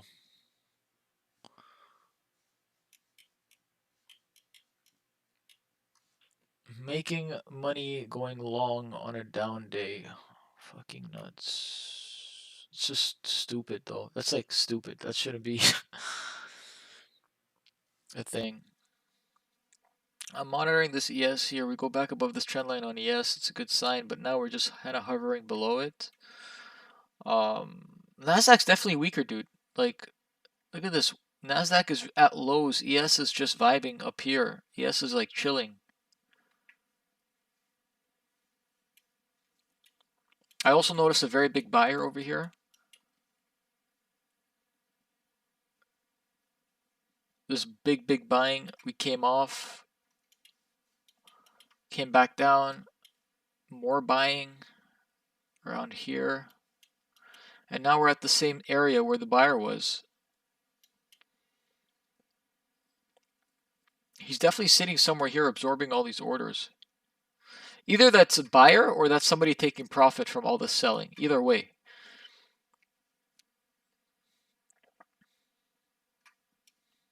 It's like, takes the profit, goes all the way up. Oh, look, we're done buying. And then it comes back down. I swear, if we rally back up to 90, holy shit. That is a big fuckery.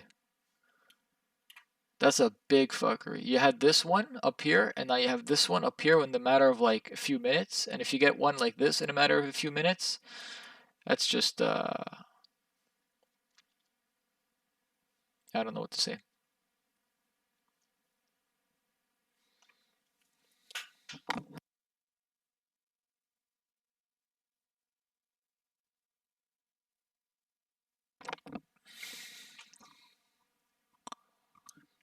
Do you see the screen better, Hefe? I changed a few things today.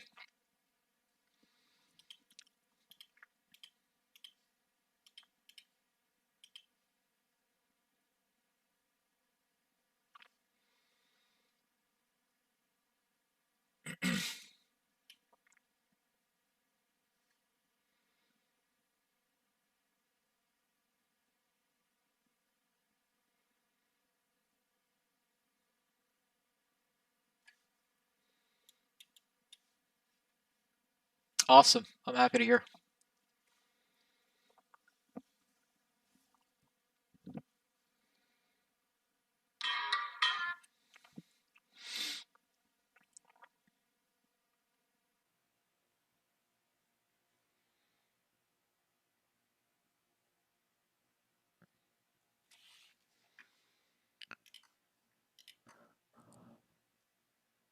Ooh, could we get a breakout? Another breakout to the POC?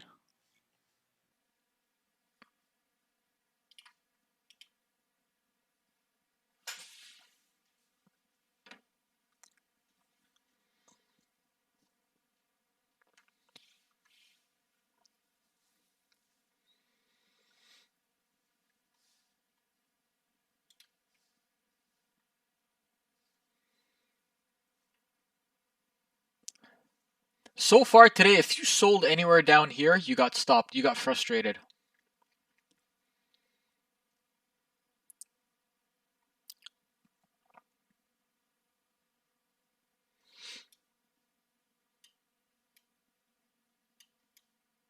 Imagine selling here, getting stopped out, and then seeing price come all the way back down.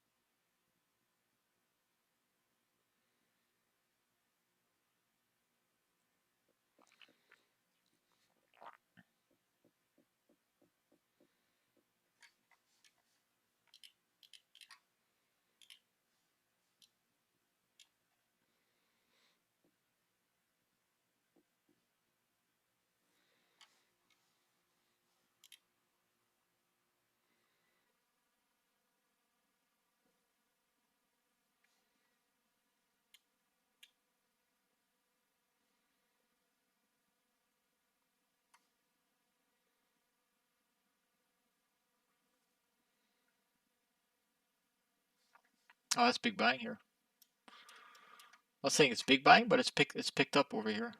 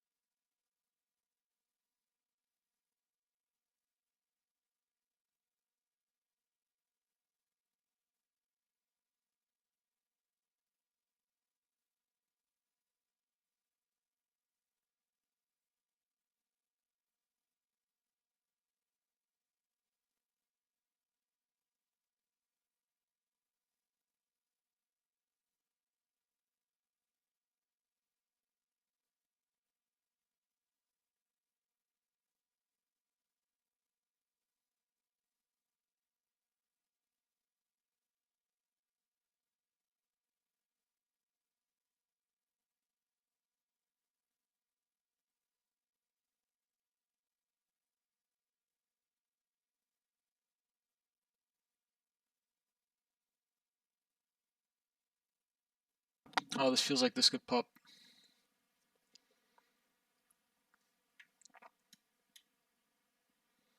This feels like this could really pop. I'm not saying up to highs, but I think this could pop.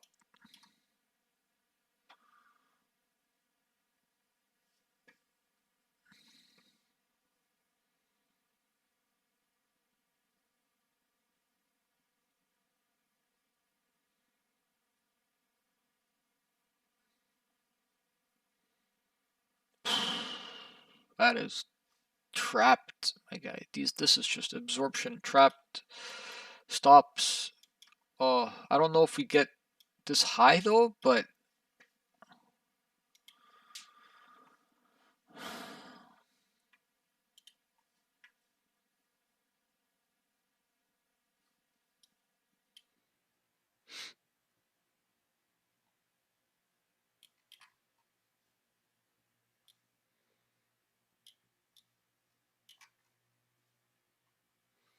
POC shifted lower. It's fucking bearish, man. It's bearish and I'm buying. What's wrong with me, Hefe?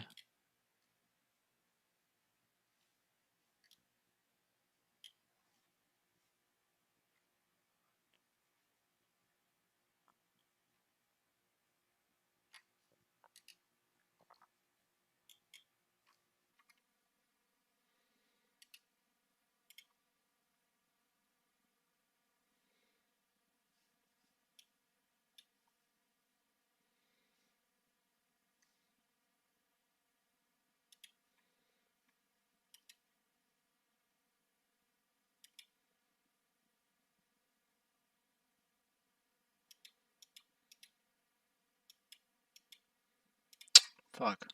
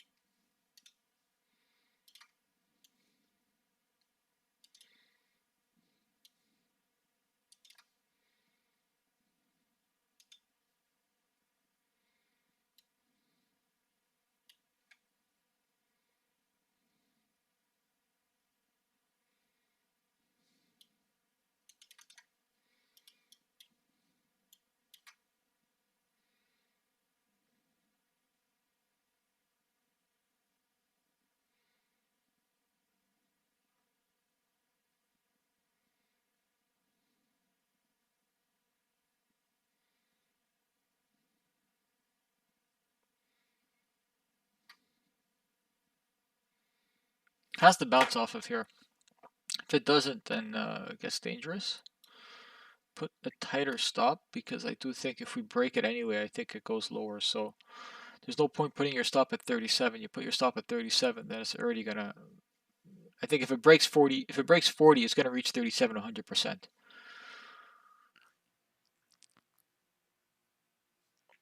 This is like another test of this rotation upwards. Maybe like the third test that we've had right now in the past 5 minutes. Third, fourth test maybe could be. I don't remember, but need to monitor what happens here. But I do think we pop up above this really strongly. Yeah, if we actually start to take out some stops, this would go higher. Very least test 70. At the very least test 70. Let's go pop it. Just get that one pop. Just come on. Just get their orders out. Okay, let's go, my friends. Let's go. Technically speaking, this should not even come back down. This should, if this really is serious, this is gonna break the trend line and make like test 100 at least. If it's serious. If it's not serious, then fuck it.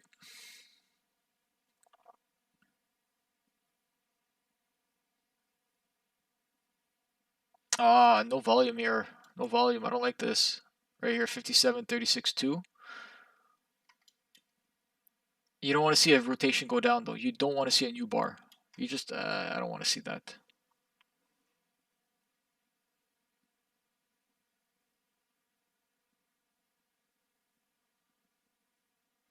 Ah, weakness, weakness.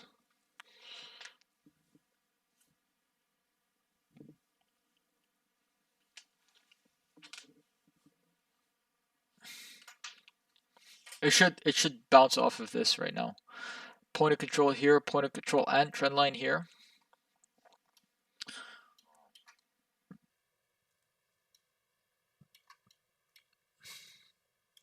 But just take the ticks and go.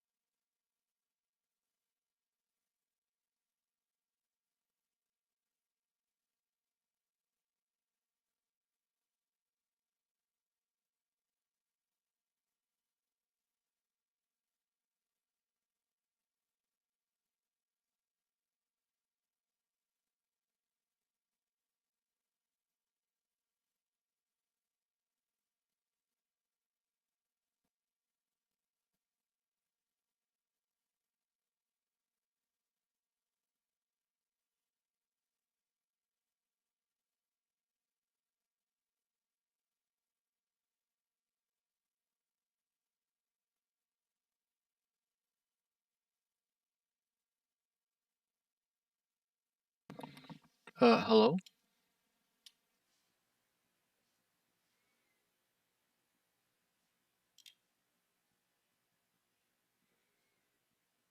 What?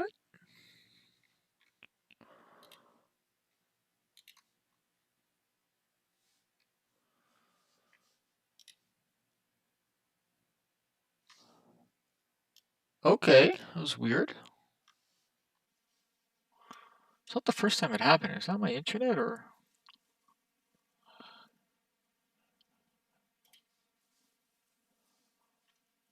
just in case?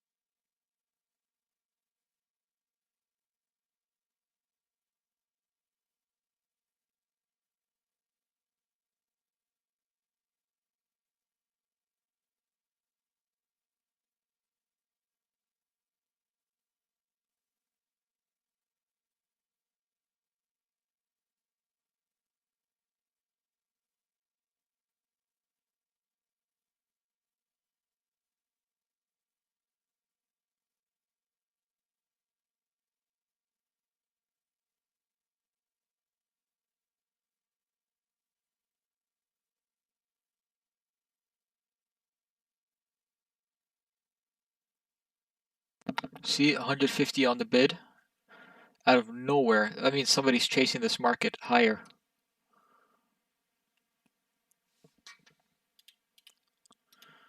Ooh, remove that. It can get picked up. We don't want to see this curl down though. We want to see that bid get taken and we want to see this market chase higher. It seems to me like it's happening though.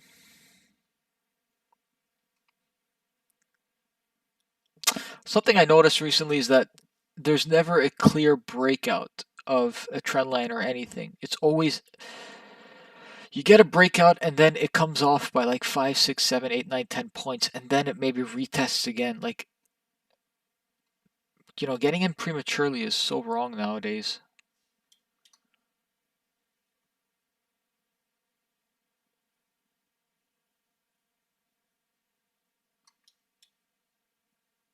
This market is so tricky though. So tricky. You think that maybe because you see like the bids go higher that okay, maybe it's actually gonna break out.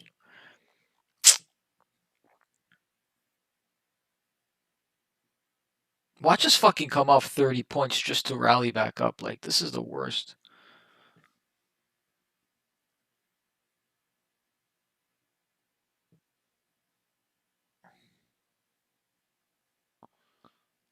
Now you got other traders like myself stuck in this position waiting for this price to come back up here just so you can get out of that trade. And if the price doesn't come back up here and it goes back lower, we start to panic and we start to get out of our trade. Somebody else eats our offer and then it rallies back up. Like that's the dynamic of what's going on right now. Like there are times where I am ahead of the curve and then there are times where I am being I'm the sucker, you know? Like I'm that small fish in that pond.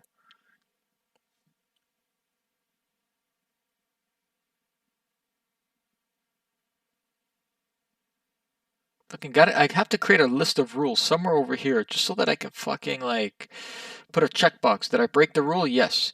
This, yes. This, yes. Click a checkbox every single time and then come up with like result of the trade every single time. Was it a winner or was it a loser? It was a loser. Oh, well, you broke all your rules and it was a loser. You're an idiot, you know?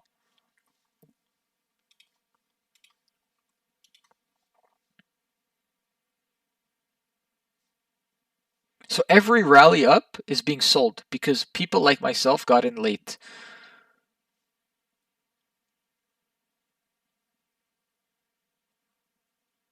And then once all that selling is done, that's when it actually rallies.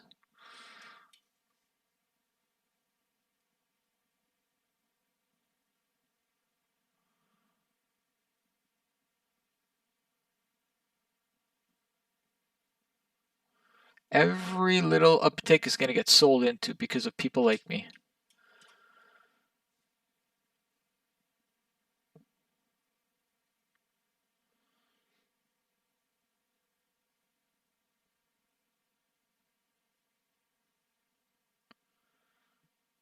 For me, the confirmation is done when we break this trend line. We break this trend line, we're going up.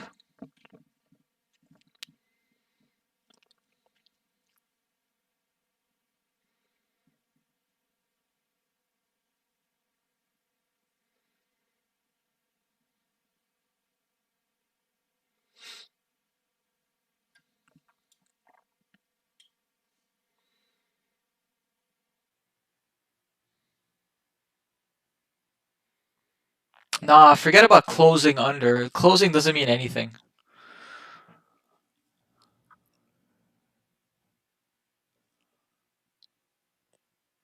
It's all time-based, it's all arbitrary. Closing is whatever.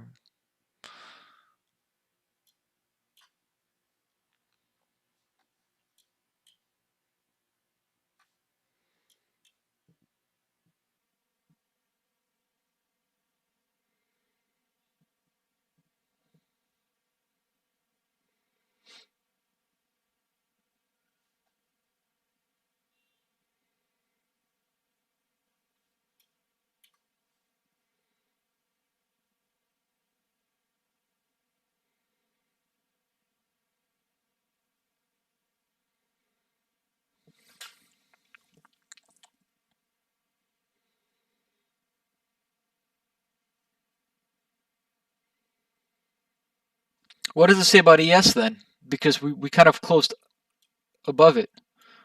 You see?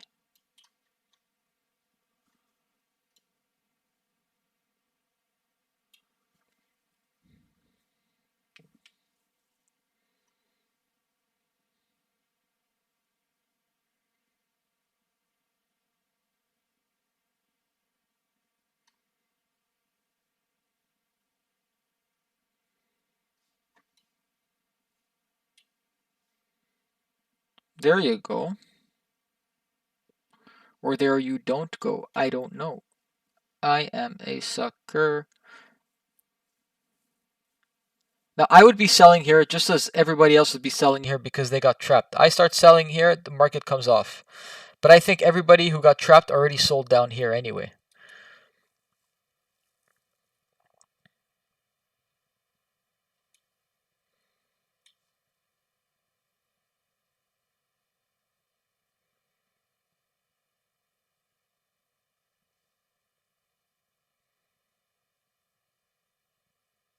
Now you had some profit taking.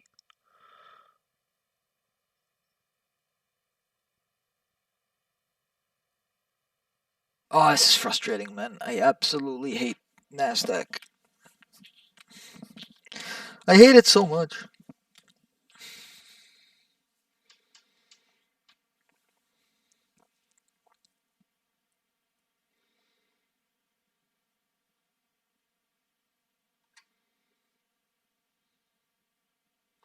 This profit taking was people like me who got stuck here that just wanted to take a little bit and get out of their trade in some profit.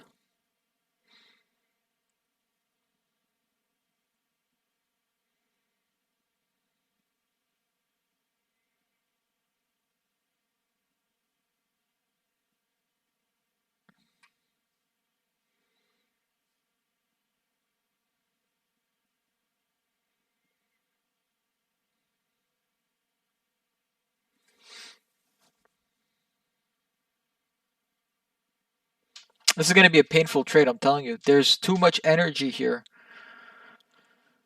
There's just so much selling here for this to give up easily.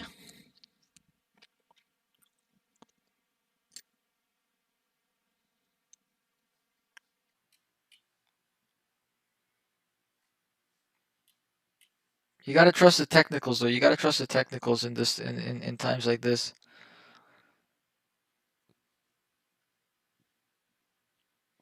A lot of sellers here. You know, the one bounce, two bounce, three bounce. You know, like a lot of the volume here. You have a lot of sellers. So we break out, we come back down. I could see this go higher.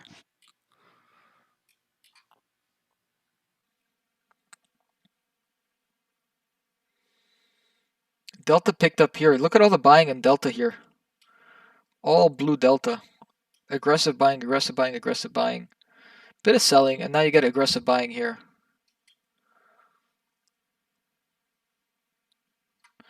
Old point of control around these two zones, 77 and 80. Well, very tight, whatever. There's a lot of volume here. A lot of volume here. That has to unwind eventually. It just has to.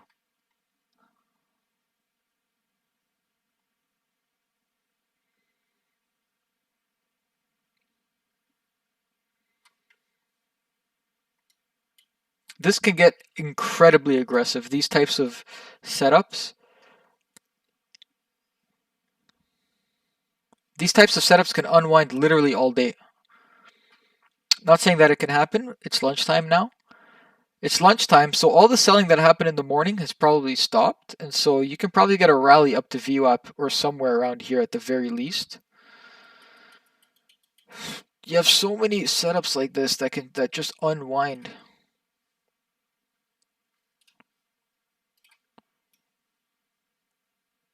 This is a tight one.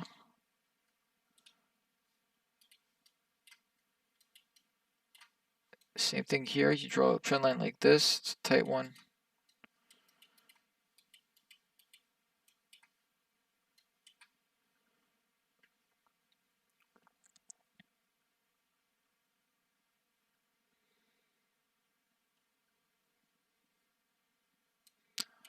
A lot of liquidity here. 108.93 could be a target here. 115 contracts, 93 contracts. If they really want this, they'll grab this.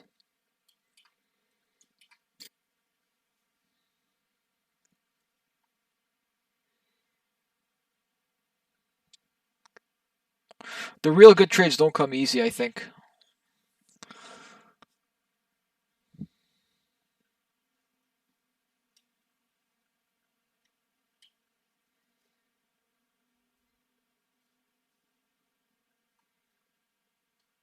I don't know how.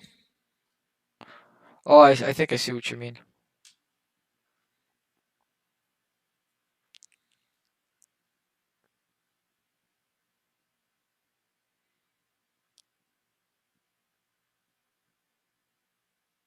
So cumulative delta doesn't work for you? Oh, I think I see what you're trying to say. Yeah, I'll see if I can get something like that.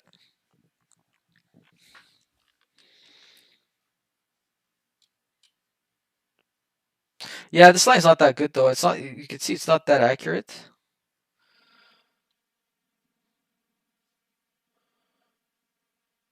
Because I don't even know what it's tracking here.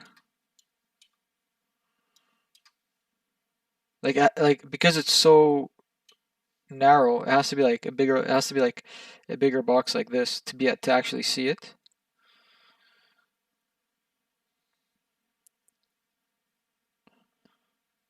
Yeah.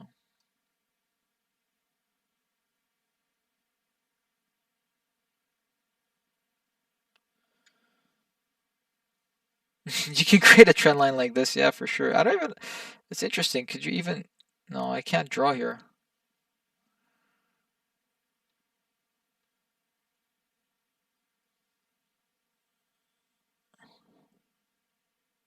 Oh, that's interesting, actually. You make a pretty good point.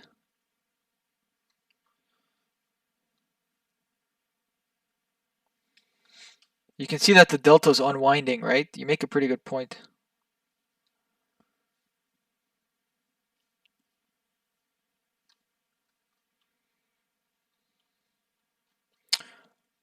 No, not really. I mean, from here to here, there is no divergence because here we're at lows and now we're making highs. Although,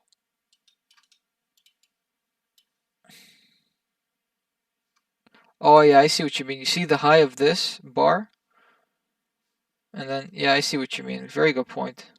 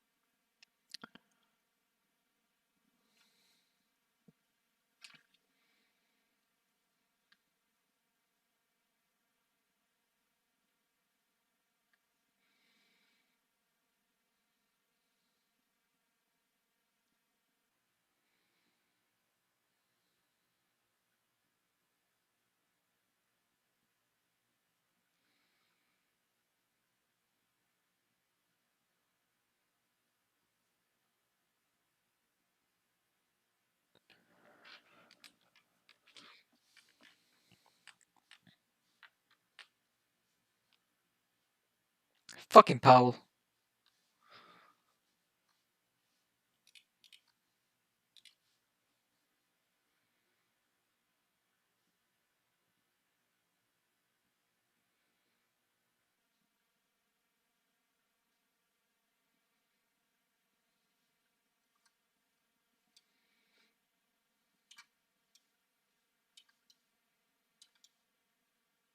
But notice that volume is building higher and higher, though, on the footprint.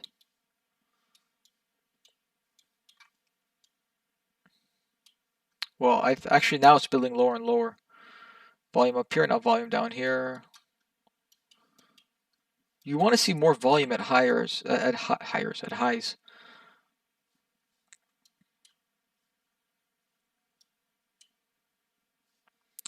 The more volume you have at highs, the more I've learned that it's a willingness to transact. Come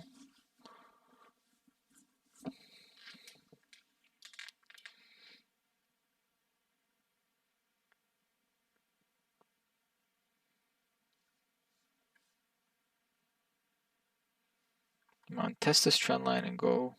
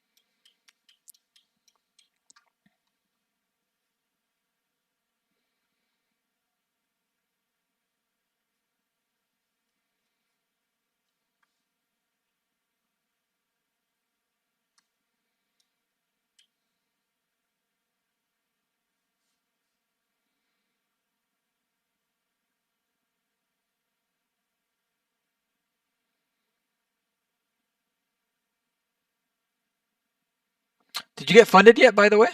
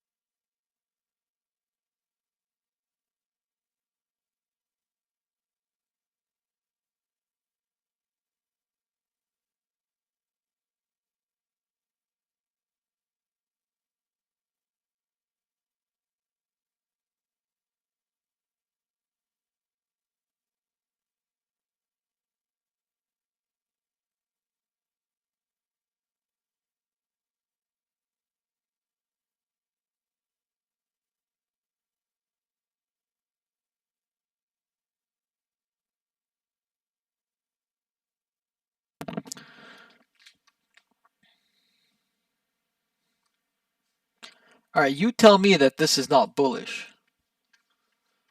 Go ahead, I dare you.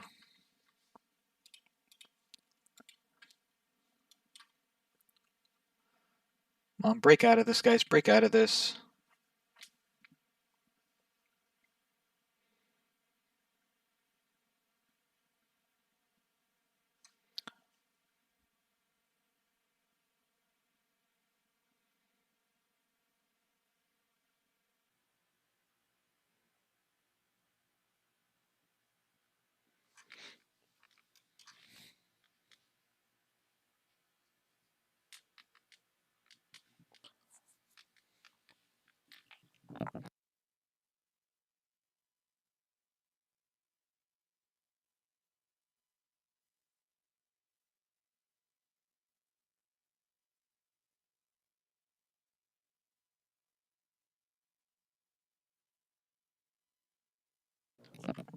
Can we actually break, though? Seriously?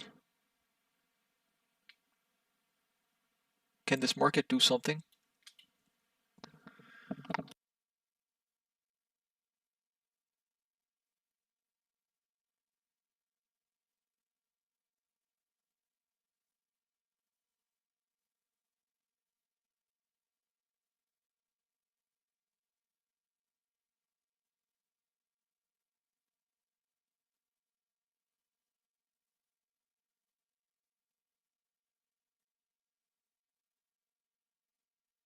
Should not go below 57 here on this imbalance, I don't think.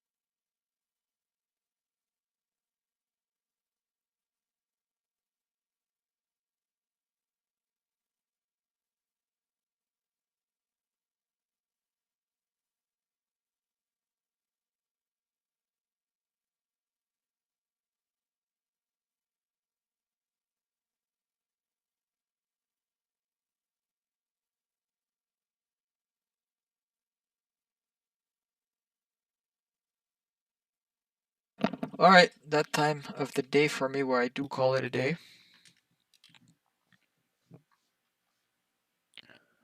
I'm glad the stream looks better for you though. Thank you for joining. Thanks for participating as always, dude. I really appreciate it. It's 12 o'clock, 12:30 actually. There's really nothing going on. Might get better trade opportunities at 1:30, but for now, market's just in kind of a lull in a range. You could tell it's in a big range here. Very clear. Anywhere between 90 and down here. It's ranging, and now you're at the midpoint of this range anyway. So not much going on.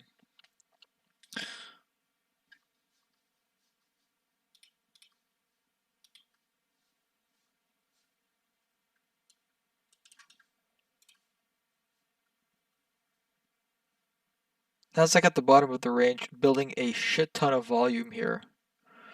You want to go short here. You want to be, you know, you don't want to see this go above VWAP at the very least, I think. And you're okay going long down here. Although I think with so much volume being built right now, the problem is with so much volume being built right now, the closer you get to highs, the closer you get to lows, the higher the probability that you're just going to break out of that area. Simply because we spent so much time, so much volume, and realize that very possibly you're going to get a lot of people get stopped.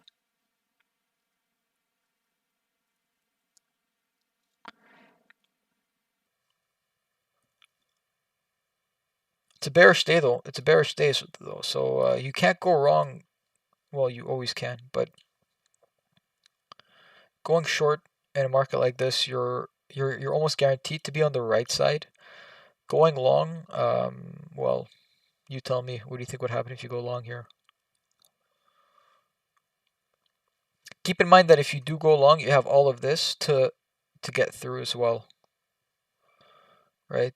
Overnight, we built a lot of volume here overnight. Spent a lot of time here overnight.